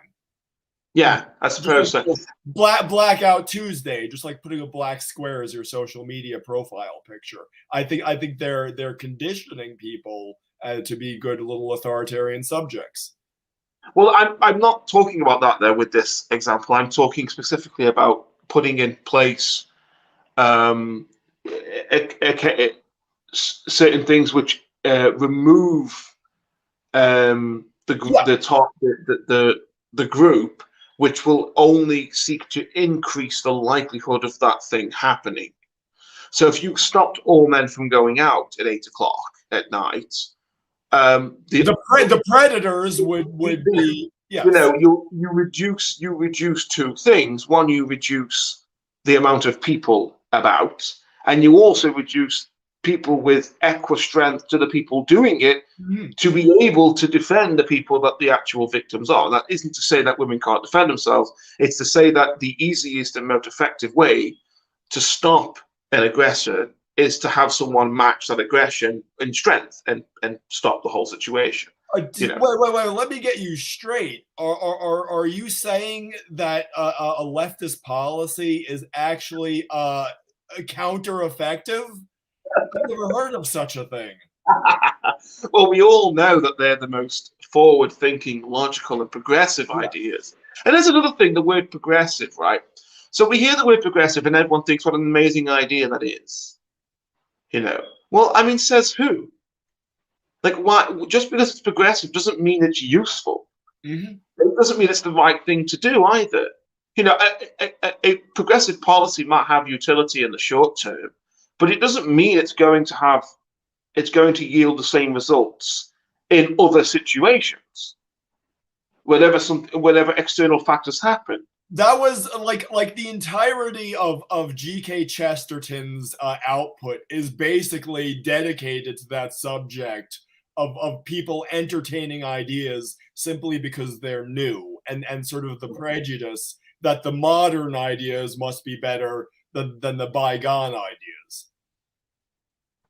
Yeah, and I was having a conversation with with my good left wing friends the other day, who were actual left wing, like economic left wing people, and they do know their politics. You know, it might be interesting to have them on one of these things sometime. Yeah, they. I've been trying for a while to get them to engage in something like this, but it's not really for them, unfortunately. But we were talking just the other day about things, and even they agree with my assessment. And you don't treat everything with a progressive lens, right? You have to weigh up of certain issues whether or not you approach that in a progressive or a conservative way. Um, and everybody might have a different take on this. That's fair enough. But you know, I'm certainly going to approach every single issue with a conservative lens. I'm not particularly a conservative, but there are a lot of things that I do, and most of the issues that we are facing now, I think, is because we abandoned conservatism when trying to assess what to do about them, and we Mhm. favoured progressivism. And I've already said this to you before. I think our attitude towards sex is so progressive now that it is leading us into a lot of problems. You know, our attitude towards policing is so progressive when it shouldn't be. It should be conservative. Our attitude towards religion is so progressive now, and it's causing difficult issues for us. So we seem to be favouring progression over conservatism in almost every aspect, assuming that because it worked in some areas, it's going to continue to work in others. But there's no evidence for that. Now, there won't always be evidence in a progressive system because the whole point of progressivism is that there is no evidence, so you have to test it, but you have to give it its time. Does that make sense? There, like I was listening to the examples you gave, and I noticed a sort of through line between all of them. It's that yeah, our attitudes towards policing is so progressive. Well, the progressive attitudes towards policing is removing the municipal level police so that the national and supranational police forces can fill the volume. The attitudes towards sexuality are so progressive that we now get a new Puritanism. And what was the third example you gave? Uh, I don't remember actually. okay. Well, it's Oh, the church. I gave the yeah. church. So the church, our attitudes towards religion are so progressive that we end up with a new religion of progressivism or climate change. Or we end up. Thing we end up we jump out of the kettle and into the fire, you know. Yeah, and one of the things that happened is a progressive attitude towards religion has been to make all religions equal, and it also means that once you make religions equal, you create the idea that religions are made up, so we can have these other religions, we can have these other ideals, because isn't it cute that everyone believes in God? Well, instead of believing in God, why don't we believe in climate change, or why don't we believe in COVID vaccinations? Or why don't we believe in equity among the different classes or the different races or whatever? So that's what happens that's what gives rise to it. Secularism is to blame for this. The secular machine, which we've mentioned multiple times before. Yeah. The more you de-institutionalize well, Christianity, or in our case Anglicanism, not necessarily because Catholic isn't really the state idea. The more you do that, and the more you remove God from areas of society you basically make God equal to opinion. Mm. And well, if they don't share your opinion, then we've got a new religion. Well, because we made ours based on our opinion. Because yours was just your cute little opinion. You believed in God, and we don't believe in God, so we believe in humanity, or we believe in animal rights, or we believe in whatever. So it's very easy at that point that we can all just have our own religion and feel good about ourselves. That again, it was explained in a meme very well. I'm sure you saw the one. It's the atheist power fantasy. You know, it's we divest ourselves of belief in God. Suddenly there are flying cars going through vacuum tubes. No, this is what it actually likes. As like the green haired lesbians marching, you're rioting in the streets. that's what your atheism gets you. It doesn't get you flying cars.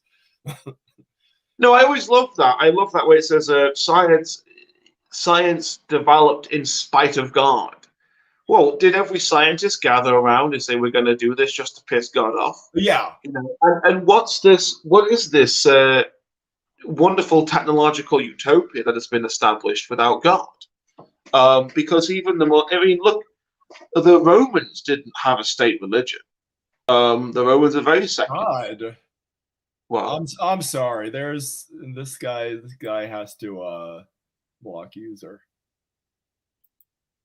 He can't have that. Sorry. Sorry. Doing a little housekeeping there. wow. Yeah, we won't even repeat that. Good God. You know, the internet is so it's so full of weirdos, isn't it? Yeah. Well, we're now down to, we lost a viewer in the process too. So. That was 15 minutes ago, so I was a little slow on the draw there. Oh, I'm sorry. You can't micromanage other people's speech. But yeah, that was quite excessive.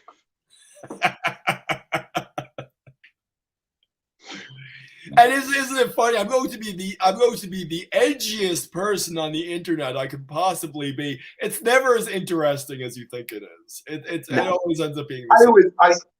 It's brilliant because like growing up in my like 20s as a sort of hipster, you have this desire to like have a blog and like write about shit. Yeah. And I'm going to publish my essay on blah blah blah blah blah, and no one gives a shit. Like, just no one cares about your stupid shit. Like, and you know what? It's worse.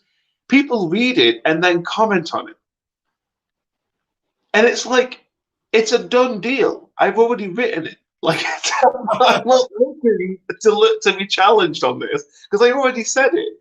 If I was going to be challenged, I'd have already done the challenging and then decided to put it up. Like, you find this on YouTube so much. People will do something, and I share the occasional comment every now and then on things, and it's not really in depth, but people will put these in-depth comments on YouTube, and you think, why? Mm-hmm. Just why? no one reads them. This is not the it's like anything. Ask me a question. You can even ask me 2 questions. I'll answer them. I'm under no obligation to respond to your several paragraphs. I've told you this before. I'm sorry if I sound like a broken record, but my favorite example was the guy who inside Instagram comments demanded that I provide academic citations. And if you know, the Instagram comments are the most primitive thing. It's what I had to copy and paste academic citations into an Instagram, where at the very most with an Instagram, you get maybe 3 hearts or something. So that would be the reach of my academic citations. Yes.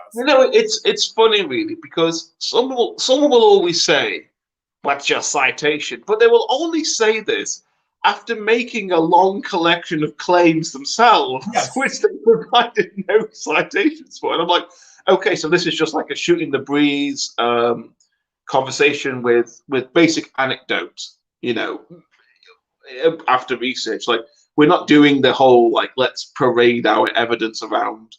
It's just a general, oh, but now I've said something that kind of zings your point off. You're like, oh, well, I don't see your evidence for this. It's like, well, you didn't get the evidence for your own crap, you know. Well, yeah. And also, imagine writing a comment and then having to put the citation just all the way through. You might as well just say, yeah, I don't agree with you, because that's all you're doing. Like, you have to weigh up. I've done this a few times on Facebook. Is you have to weigh up whether or not it's even worth your time. Yes. And this is why I joke. That goes. I mean, that goes to what you were saying before. It's the power of saying no. Just say no. I say, well, you have to preface every comment with, speaking as a white man. Say, no, I'm not going to play your game. And to go to something else, you were talking about. It's the, like, there's nothing more than I respect than just saying, no, I'm not going to play your game. So as far as gender non-conforming people or whatever, I'd have to respect that. Okay, so you don't like doing laundry and you don't like lifting weights either. Okay, more power to you. I mean, gender non-conforming. If your thing is no, I don't want to play your game, I have to respect that. But at the same time, if you say you have to refer to me by my pronouns and you have to preface every comment with, well, as a cis white male, no, I don't play your game. So, I mean, we all have to do that. Yeah, and that's exactly what we have to do with this COVID crap, because if you give in and you keep giving in, like the shock factor, you have to keep doing it. And before you know, you just end up really inconveniencing yourself in this new way. I mean, like, you see people with masks on and they try and talk and you can't hear them. So they'll kind of move backwards, then remove the mask, but now they're further back and they can't hear you and you can't hear them. And it's just this big circus, a big masquerade of bullshit. That's just a complete inconvenience to us. Now, I'm not making the argument that because something is just an inconvenience, we shouldn't do it. I'm happy to let's say mask wearing was a proven thing, which it isn't, by the way, was definitely going to reduce it. I wouldn't make the argument, oh, well, it's just an inconvenience. What I mean is, there is no reason why we should be wearing them. So it is an inconvenience on the side of it. And we've never said no. And we just start saying no. And I agree with you with the gender thing. It's like, if someone says to me, "Oh, could you please?" No, I'm not going to do that. And you don't have. This is the thing. Nothing hits harder than people not getting their incessant requirement out of you. So you get this. I have this. I don't know if I've mentioned this before. I have a superpower, and it is to trigger every Karen and Gen Xer in the area, right? I don't know what it is. I just do it, right? And it's because these people are a generation where they demand explanations for things. And I could give you maybe 8 different occurrences in just the past few months. I'm the sort of person that shit just happens around. I am the horseman of drama, right? Like when the 4 horsemen come and when war's around, everyone starts killing each other. I'm the horseman of drama. When I'm around, things just start, people are arguing and things are falling over, and it's just slightly inconveniencing everybody. That's me, right? So I had a run-in with another worker in the place that I work, because I took a job. And this one was being really rude to the staff, not necessarily to me, but to the staff, because her food wasn't ready. And she said, "Is my food ready?" I said, "No." That was it. I just said that. And you can see the kind of, it's like that meme where that woman's trying to calculate things, right? Yeah. And she's like, what does this mean? What does this mean? It's not ready. What am I going to do now? And she went, well, why? I said, because it isn't. It just isn't ready. It just isn't ready at all. And it infuriates them. It's awful. And I notice it's really, really effective with this age group of people, because it's been established for the past 30 years that they've been given explanations, they've been given apologies, people have kowtowed to their wishes for so long that it's privilege. They've obtained this privilege, and the same thing is happening now with these people. Who I demand that you call me. I'm not going to do that. Yeah. And they ask this. They ask the question. Would somebody ask you the question why? You have them in the best position ever, because you can just go because I don't want to. Yes. Exactly. Because I don't. And this is the thing. You don't have to have a reason for anything. And I think we've completely lost that. I suppose the difference is maybe in America you would say because I don't want to. In England we might turn and say not for me, thank you. You know, I don't observe this one, and just kind of sit it out. You know, but we've kind of lost our desire for that, our edge for that.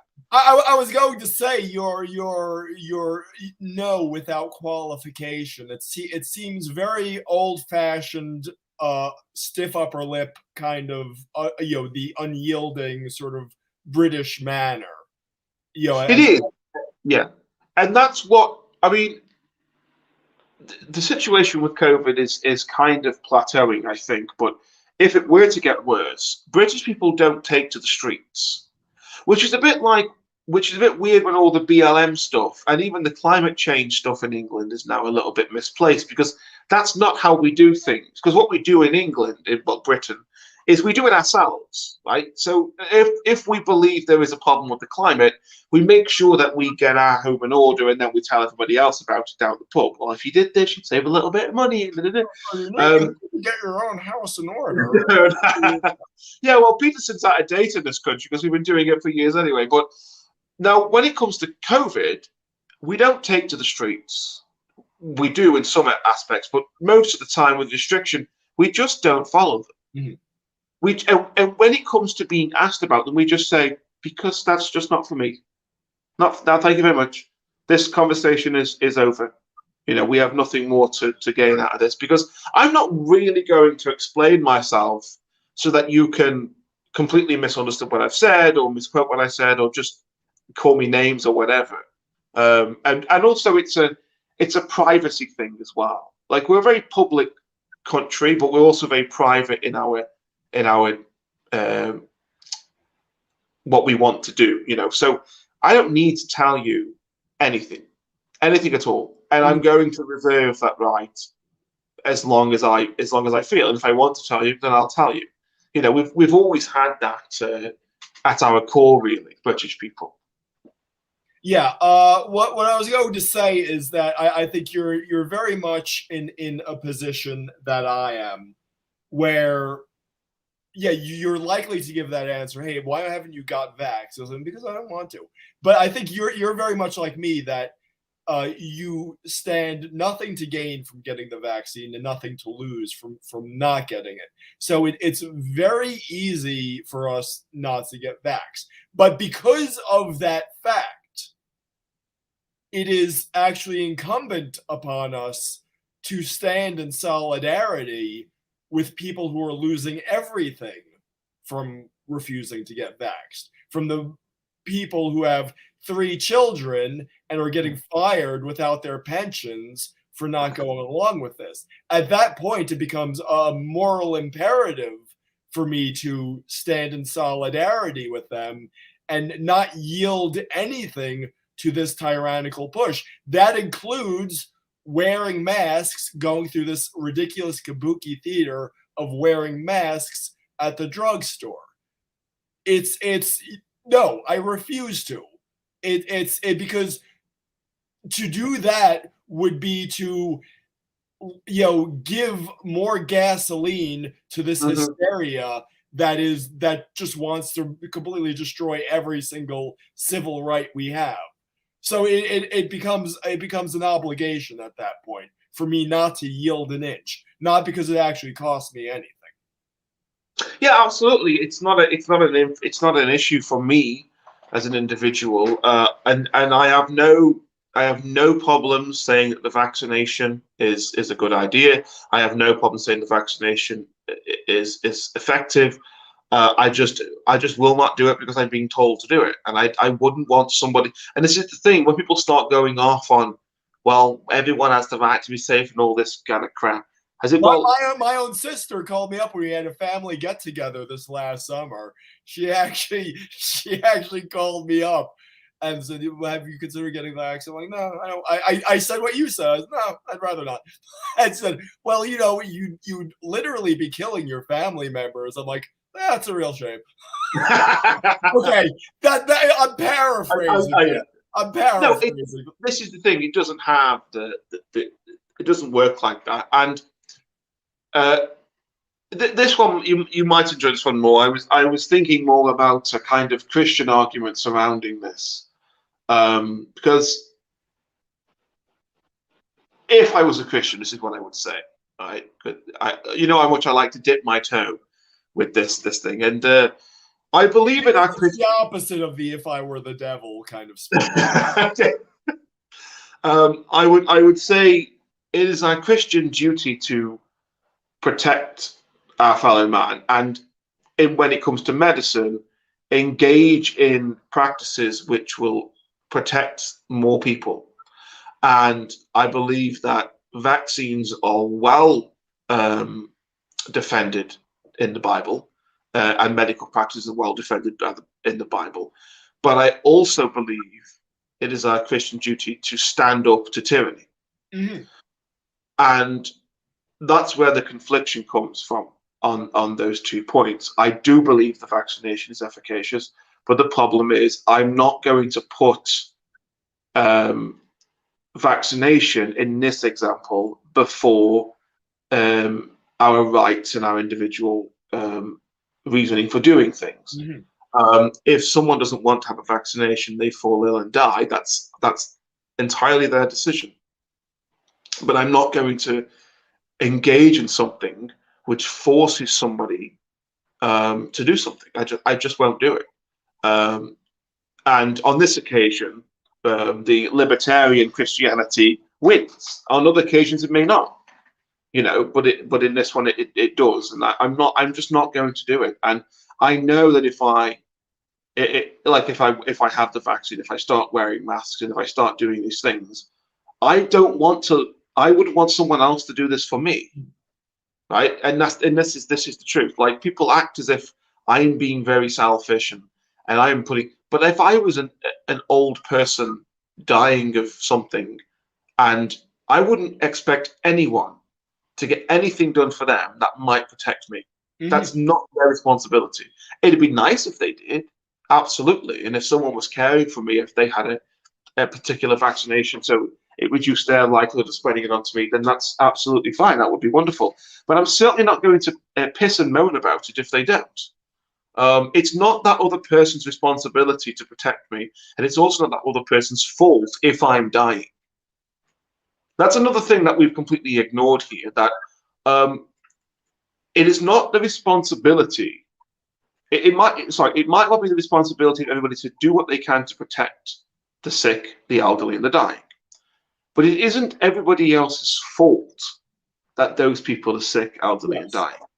And that's flat. It isn't my fault if somebody is sick. It's not my fault if somebody is dying. And what they've done over the past 2 years has made it your fault, made it our fault. If somebody is dying, it's your fault because you went outside. And it's just not the way that the world works. And if we start doing this, we start engaging in this idea that it is, we give them so much power. So much power, it's unbelievable. I mean, the power to lock us in our homes, the power to arrest us for going outside, the power to force us to have a medical intervention or a medical procedure. Which, here's another thing that no one talks about as well. And I don't believe, I'm not an anti-vaxxer. I'm not an anti-vaxxer with this vaccination either. But people have died of this vaccination. Mm-hmm. So what you're effectively asking people to do is to have a medical intervention which might kill them. Yes. Over COVID, which didn't kill them. Mm-hmm. So that was obviously. I mean, ask anyone and say, is there a non-zero chance, especially with children, is there a non-zero chance that a child has a deathly allergy to this vaccine? They cannot answer that question in the affirmative. So now you're going to force them to take a vaccine that is going to kill them due to anaphylactic shock to protect them from a virus they stand no risk of in the first place. Exactly. But once again, for me, it's not about the efficacy of the vaccination. It's not even about the death rate of the virus in certain groups. It's just about Agreed. It's just about being told what to do. Yes. And you can tell me what not to do. You could say don't murder somebody, don't steal something, don't go over there, don't do that. But that's different to saying what you must do. That's actually something that Peterson said to Sam Harris about the Bill C-16. Tell me what I have to do is very different than saying what I can't do. And that's what's going on. That's what's happening here. It isn't, don't go outside because you have COVID is reasonable. Go outside and get a vaccination in order to do something else is not.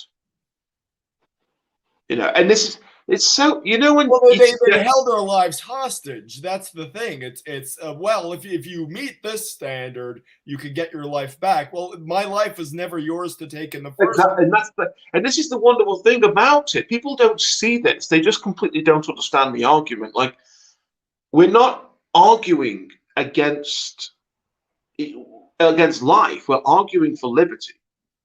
And do you really want to live in a world where your liberty can be stripped away from you because the government say so? Do you know what I mean? Like, if the government said everyone should stay at home and people did, then that would be a liberty choice, right? But when the government mandate that you stay at home, that's not about liberty. It's about control.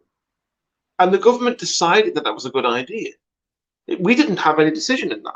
You know what I mean? But if you gave people the option, stay at home, even if they gave them free money to stay at home, that wouldn't bother me. Because why not? If you're too scared to go outside, there's some money for you. But what the government did is the government forced fear upon people, made it the entire modus operandi of the entire thing, and then started to control people.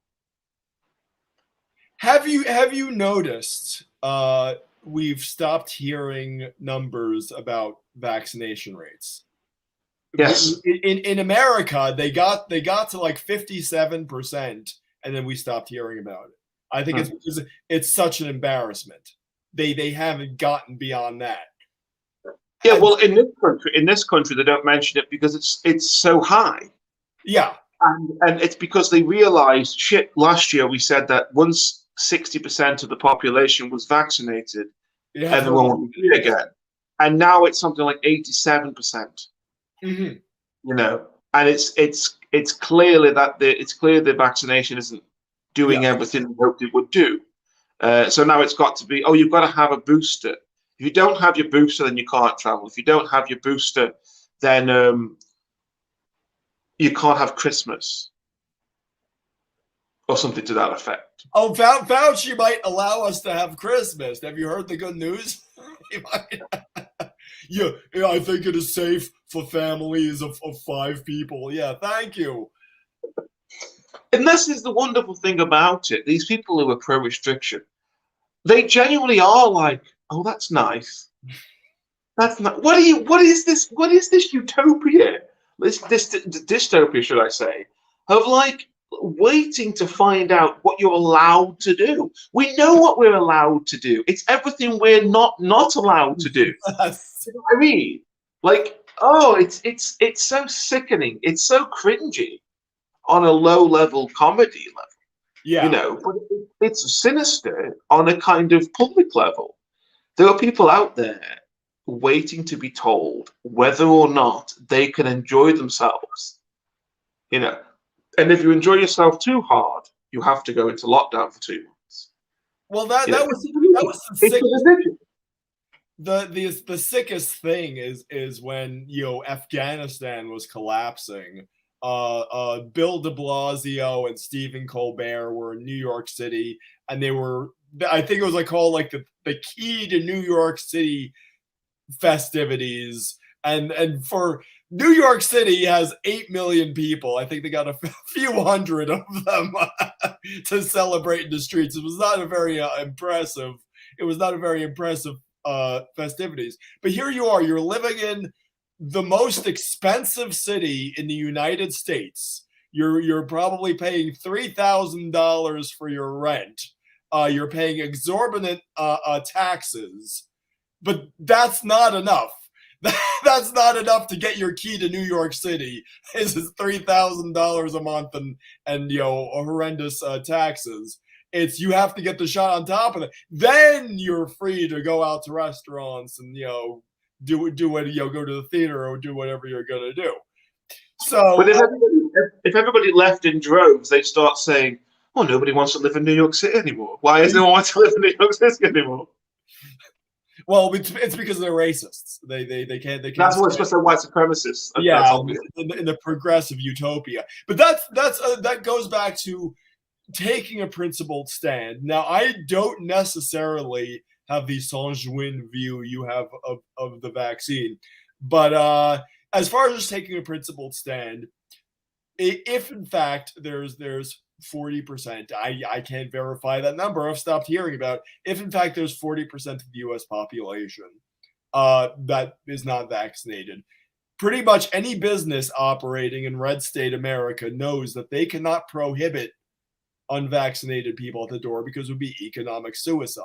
So that's another thing where I really have to stand in solidarity with the people who actually stand a lot to lose. Because you could get away with that. Like I said, there was a concert venue. They had one location in New York, I think another location in Nashville, and another location somewhere in Texas. Only the New York one had the vaccine passes because it would be economic suicide to do it anywhere else. So that's all feeds into my reason for a sort of principled refusal of the vaccine. Yeah, absolutely. I agree. I mean, the there was a concert that happened in Britain where everybody was either vaccinated or showed a proof of a lateral flow test negativity, and there was a COVID outbreak. So it goes to show that it's not. It might be effective at preventing X, Y, Z, but it's not effective at slowing the spread, and it doesn't stop you from getting it. Why are we heavily doing it? Why is our entire mode we're set on this? Everybody must get 3 vaccinations because in 6 months' time that will wear off, presumably, according to them, and then there'll be another one, and then every year we'll have to swap and change between what's legal and what's not legal. And it will have to be legal for some, but not legal for others until such time as it's been done, because not everyone's going to line up on the same day. It's this kind of dystopia where it's like a purge situation, where everyone has to do it on the same for 24 hours. You've got some people engaging in life and some people not engaging in life. It goes off into this kind of weird realm of fantasy so easily, all of this. You brought up something else I love, that they came out, they just discovered, stop the presses, that the effectiveness of the vaccine wears off. And so, oh my God, we did not know this. Well, if you did not know at the beginning the long-term effectiveness of the vaccines, that also suggests to me that you don't know what the long-term effects of the vaccine are. Does that not stand to reason? If suddenly it's a shock to you that the effects of the vaccine does not last past a few months, it seems to me that there's a lot you don't know about the long-term effects of this drug. Yes. Yeah, and anyone who tries to protest that they do is just completely lying. Yes. It's like you can't possibly know because it hasn't happened. We're still learning about drugs that are 80 years old, that have already finished their clinical trials, unlike this one, which I think is the clinical trials are going to be commenced about like 5 years after the world ends. I think that's when they're scheduled to commence. Yeah. Well, this is why they're pushing climate change now, because they think, well, shit, if the world is over in 2022, we can change the trial to 2023, so it won't really make a difference anyway. Now, I was going to say something else. I probably shouldn't have even said that. But yeah, before I was going to make my point about the long-term effectiveness. I can't remember.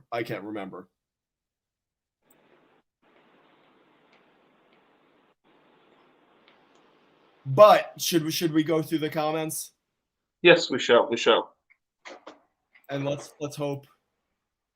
Oh my God! Well, at least the bad mustache guy is gone.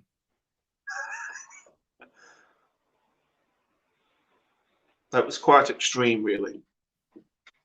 I think he was trying to get me kicked off. Look. Well, yeah. He's associating with bad types.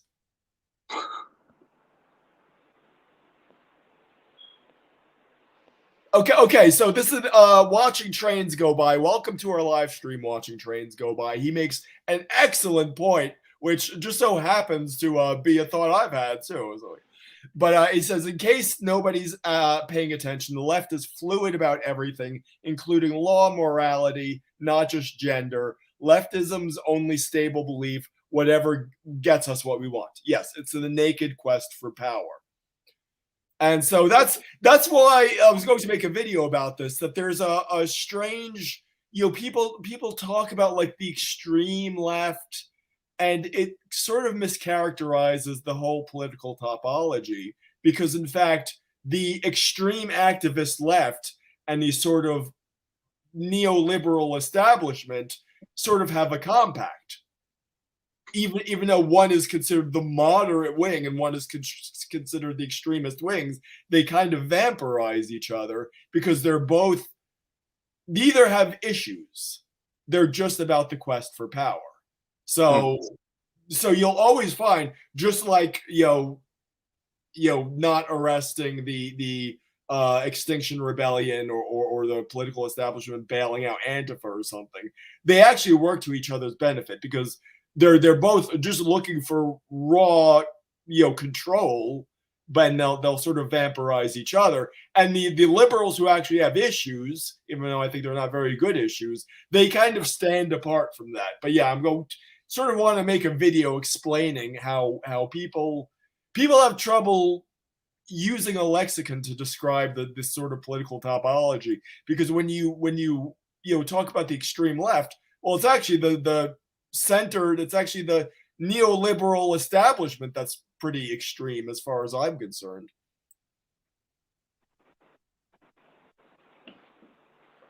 Yeah, Michael Archangel said it's better when everyone is heavily armed, actually.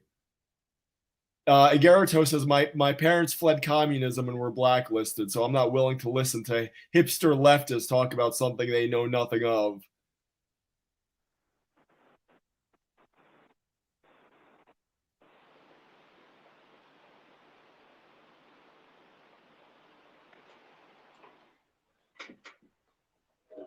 Can you see the comments? I can, but I never can't follow them very well.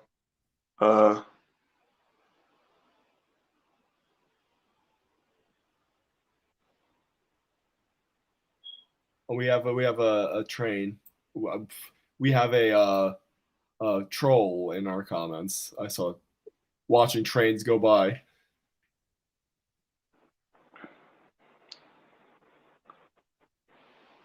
Oh my God! Yeah. So we have a troll. Oh well. But at least it's the kind of troll that YouTube likes. So hopefully, working to the benefit of me. I actually think they keep the actual white supremacists alive just to malign the right by association. Well, yeah. Push them in certain directions to those who you want to get rid of. Yeah. Trump stopped the Trans-Pacific Partnership and stopped internet censorship in my country. Yeah, I've had what was it? Was it Surus? No, it wasn't Surus. It was some guy in one of the New Zealand guys. But yeah, he actually said, "Thank you so much for electing Trump because Hillary would have killed New Zealand." Now I think they're getting that with Biden anyway.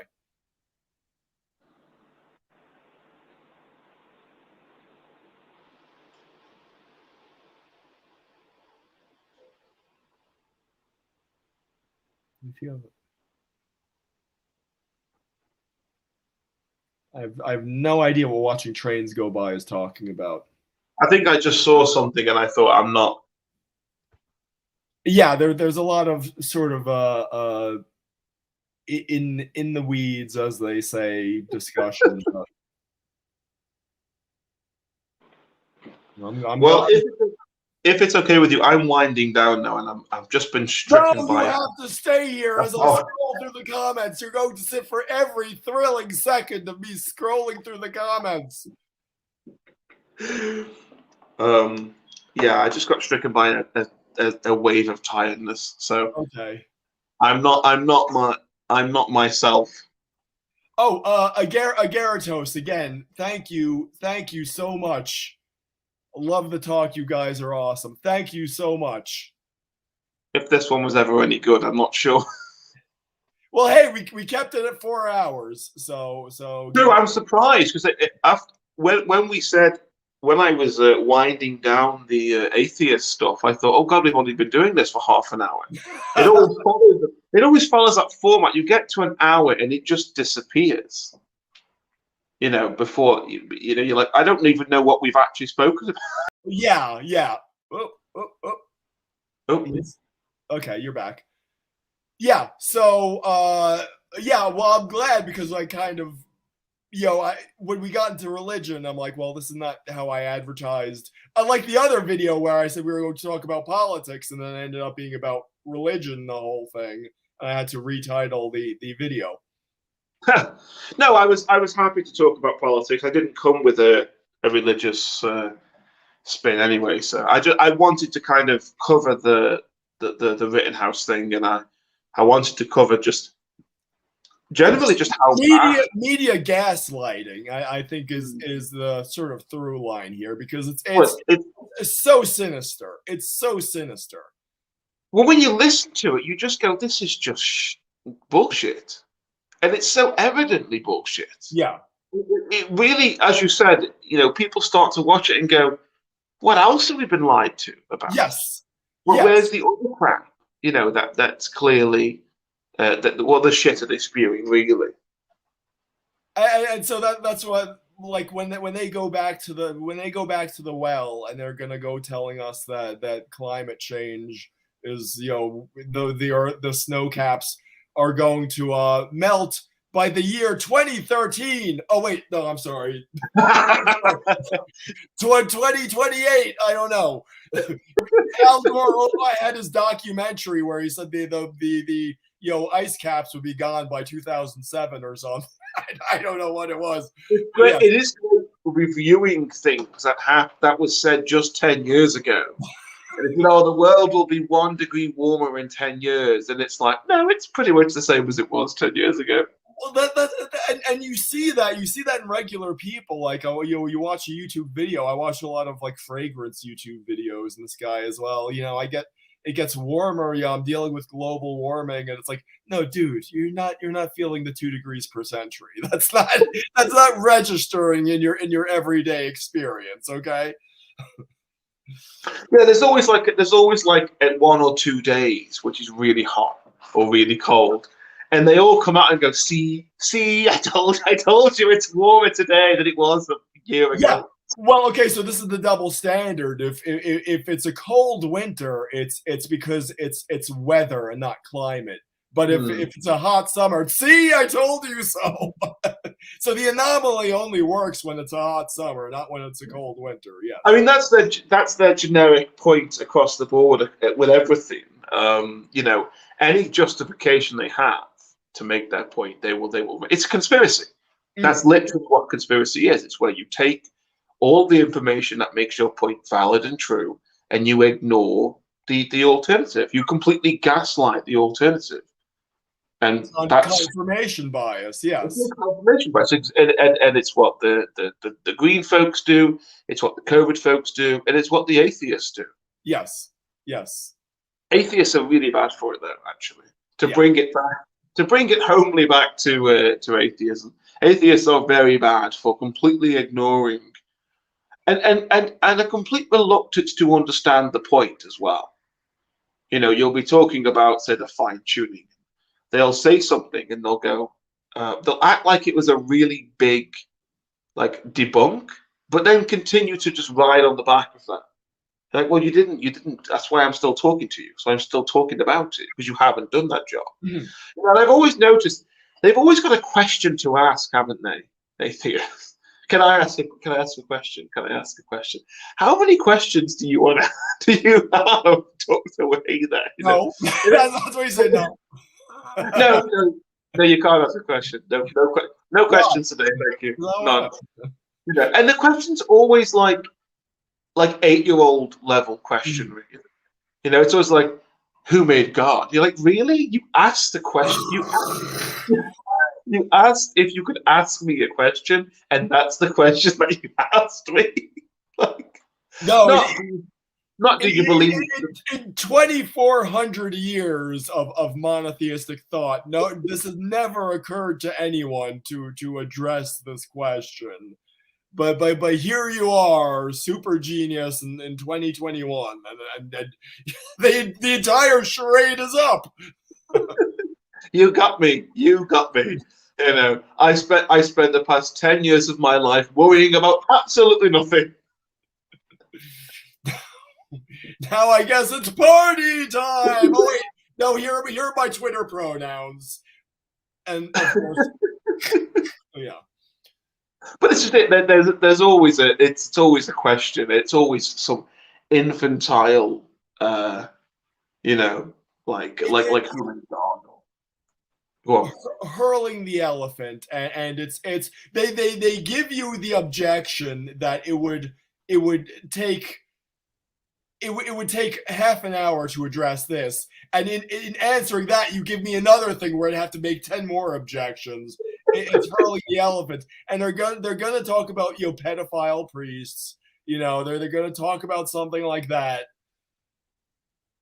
Religion was the cause of all the world's wars. Once you start, as I say, once you start engaging in their charade, you've already lost because the reason that they're not asking you, what they're doing is they're sitting there waiting for you to say one of the buzzwords which trigger their question.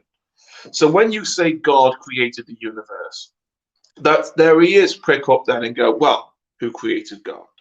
You know, when you say something like religion's been a force for good in the world, they then go, well, what about pedophile priests? You know, because they're not wanting to engage in the conversation, they're not wanting to learn, they're not wanting to understand. They're wanting to ask their big gotcha zingers in hopes that once they ask it, the crowd will go wild and they can drop their mic and leave the stage. That's what they're waiting for. Now, it never works with me. Yeah. Like, I do discuss a lot of this stuff with a lot of atheists, and I get these questions all the time, and I just say that's an infantile, stupid question. You know, and it's like, I always hope that falls well with them, and sometimes it does, sometimes it doesn't. Sometimes they do get a little bit moody about it. But I mean, like I said, I told you before, I've had people stand up and walk away from me because they can't answer my questions. You know, like what the bogus ultimatum as well. When I said that to one guy, he literally got up and walked away. He couldn't deal with it.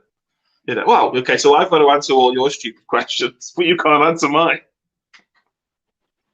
Yeah, that was the video I made. It's when they ask you where is your evidence for God, and you actually respond. You take it at face value and you try to respond.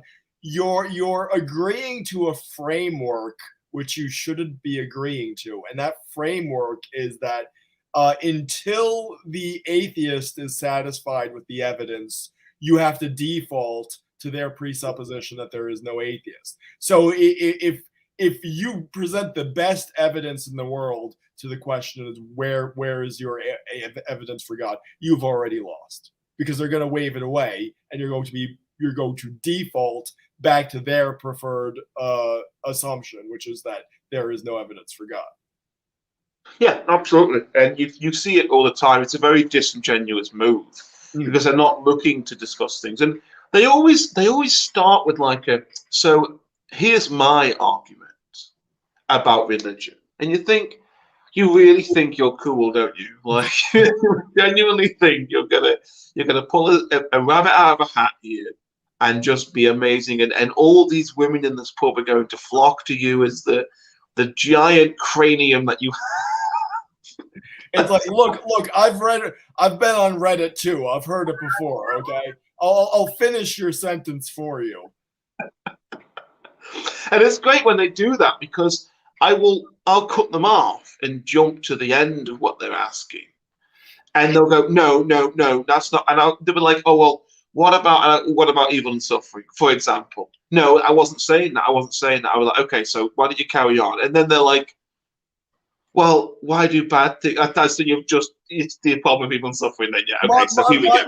My favorite thing is when they're explaining the omnipotence paradox. You're like, it takes 5 minutes to explain it. So, when is this going to end? And then you say, well, no, I rejected the entire presuppositions. But it's like, I don't think you're listening to me. Okay, so if God can create a, it's like, okay. It's like when you when you learn something in like A level philosophy, like college level or high school level philosophy, undergraduate philosophy 101. Yes, with you, and you just assume that it's like I can't begin to tell you how many times I've actually heard someone propose the flying spaghetti monster, and you just think, is that a real? Are you really suggesting that? Do you know what I mean? And they're like, yeah, I am. And I'm like, God, you're insufferable. Like, there's so much dumb you can't, you physically can't bring yourself to answer the fucking problem. Like, that's what I feel like with a lot of atheists. I haven't had a conversation with an atheist that really knew what he was talking about, actually, in real life. I swear I don't do it. And I wouldn't do it on a public forum either, because I'd just be wasting my time. It would just be awful. Yeah, well, it's been so long since I've had these conversations. I was even a little reluctant. You wanted to do a video, and we could still do it about atheistdom. But to be honest, I'm not really sure my heart's in it. If I were to be completely honest, yeah, I could do it, but it's not. I feel like other zealot causes have hoovered all those people up. Yeah, I mean, there will always be a place in my heart for atheists, because it's that I give a lot of time and thought into religion and theism, so they're always there for me, and I feel like it's a hill I'm willing to die on. Yeah. And I actually really don't give much of a level head to discussions about atheists, because I know I'm not going to get one back. And it doesn't really matter, because you're not going to convince anyone to believe in God, and it doesn't really have a great consequence anymore. Whereas political stuff, I will tend to act as though I am trying to find things out as well, and trying to convince other people that my position is correct. Yeah, for me, the whole new atheist thing is you're going to find this, difficult to believe, but I feel like I can imagine what it's like to be like a snotty, opinionated suburban middle class kid. For some reason, I'm able to just, key into that mentality. And so I always, the kid who's always trying to be edgy. For some reason, I always felt like I could, I sort of, could get into their psychology somehow, even though it's obviously so different from my own lived experience. But so that was how I always related to it. But now, to be honest, like when I watch the old deflating atheism videos, it's like I was living in a different world. I Mm. was my entire concerns. I thought I was just going to take this American republic where we could beat around ideas and trade insults and call each other, edgelords and stuff. I thought that was just going to be around forever. And now I feel like the country I live in has been ripped out from under me. So I'm certainly not saying I disagree. I disagree with anything I said in deflating atheism, in those videos. But we're just under a different regime. I see a guy whose concerns were worlds away from where they are today. Yeah, and it's brilliant because this political ideology just poisons everything. Mm-hmm. And I one of my areas that I've engaged with over the years is martial arts, and my best friend is quite a well-renowned martial artist, and he does a lot of courses and he writes books about it and stuff. And we are slowly seeing. I don't have much engagement in it anymore, but I used to. We're slowly seeing it seeping its way into martial arts as well. Politicization of gender, Yes. for example, is a big one because anything to do with anything that could be considered to sport, you've got to make sure that you're doing your pronouns right. You've got to make sure that your girls, you don't have a girls only class or a boys only class or whatever, and you can see it across the board. Like I said, it's all well and good in academia, but it's happening in religion, it's happening in the church, it's happening in even like discussions about this thing. It's happening in the hard sciences. It's happening in the people. You have to imagine the people who are responsible for our missile defenses. Are they going to say like the notions of objective reality are white supremacy? I don't want them thinking that. Yeah, The people who control our nuclear reactors. Okay, I don't want those people politicized. Yeah, and me and my friend who is an atheist, the one I just mentioned, is the same guy, the martial arts guy, and the new atheist guy. They're the same. And he even said, "I wish all this would be over so we can all get back to talking about God." I think I completely agree with that.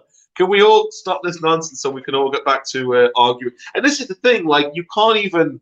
There is a degree of like a tit for tat, a back and forth banter.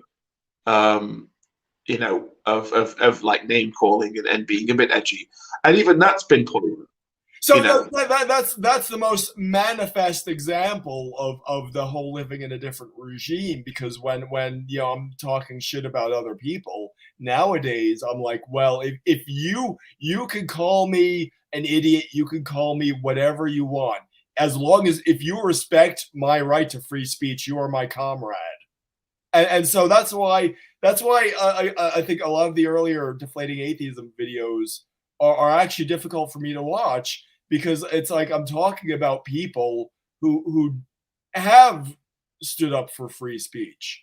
And so now it's like I look back at that, it's like, yeah, I disagree with what they're saying, but I'm not gonna sit there and just talk shit about them and call them fedoras, because ultimately they believe in free speech. And a lot of those things with that, what happened with the atheism plus and the skeptic community, there's a lot to criticize there. You know that as well as anyone, with the whole skeptic community. But in the end, I think the majority of those people ended up on the side of freedom of speech and freedom of dissent. Yeah, absolutely. And you can, it did, even for those people, it took a bit of a back seat with it, because there were all these other issues, which they decided, actually this is more important. Yeah. It's all well and good, you know, we can all sit there and mock religious people, but we're going to have a world where we can't do that. Yes. And that's important, not because people really wanted to do it, but because they wanted the right to have, and as you say, it's all down to, well, they can call me this and I can call them that, but if we have a position where we can't do that, that's not the world we want to live in. Yeah. And that I'm like this now with you know, I don't want to put somebody, I don't want to live in a country where I'm forcing somebody else to do something for the sake of me. Like I don't want that. Like that's not how we do this. Because once you start to remove these things, you start to remove their ability to make their own conscious decisions. And if you can't make conscious decisions, then you're not free. Yes. I think that might be the best thing I think I've ever said across all the years I've been speaking to you. See, it's the right, you know, the right statement at the right man at the right time. You're just a vessel for that divine voice. It took 4 hours and 14 minutes to get. 4 people, the 4 people at home are just. Let's hope they're not in front of a plate glass window that got jettisoned through it. You know, for what they hear in that last moment, it was all worth it. If you fall to your death from a 30-story window, that you heard Fabulous Agnostic say that, what a way to go.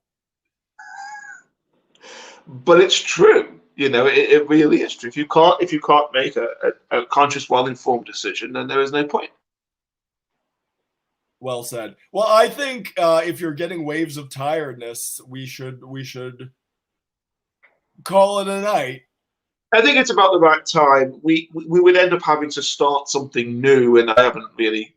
I mean, I wasn't overly prepared for the Rittenhouse stuff, but I think as far as current events, we did the COVID, we did the Kyle Rittenhouse, we bagged on atheists. I think that's a good day's work, you know.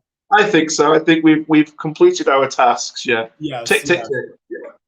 Well, I want to thank everyone who's given me a super chat here. You're so generous, and I thank you all. I thank everyone for the comments, except for Mustache Guy, dude, and who's this other troll here, the train guy. Yeah, sorry, I didn't get to read all of the comments, but I do thank you for your great, thoughtful, insightful comments. They're always worthwhile. We have the best 5 viewers on YouTube. They are very chatty sometimes, actually, for a small amount of people. But yeah, so I think we will bid you good night, and I want to thank you, Fabulous Agnostic. It's awesome as always. Thank you very much. It was nice to talk to you, and it was nice to see people and, well, not see them, but hear from them. And hopefully we will do this again sometimes. Agaritosinosis says, thank you, God bless, was an amazing talk. Yes, thank you too. Have a good night. Thank you. Super. Bye. God bless. Ciao, ciao.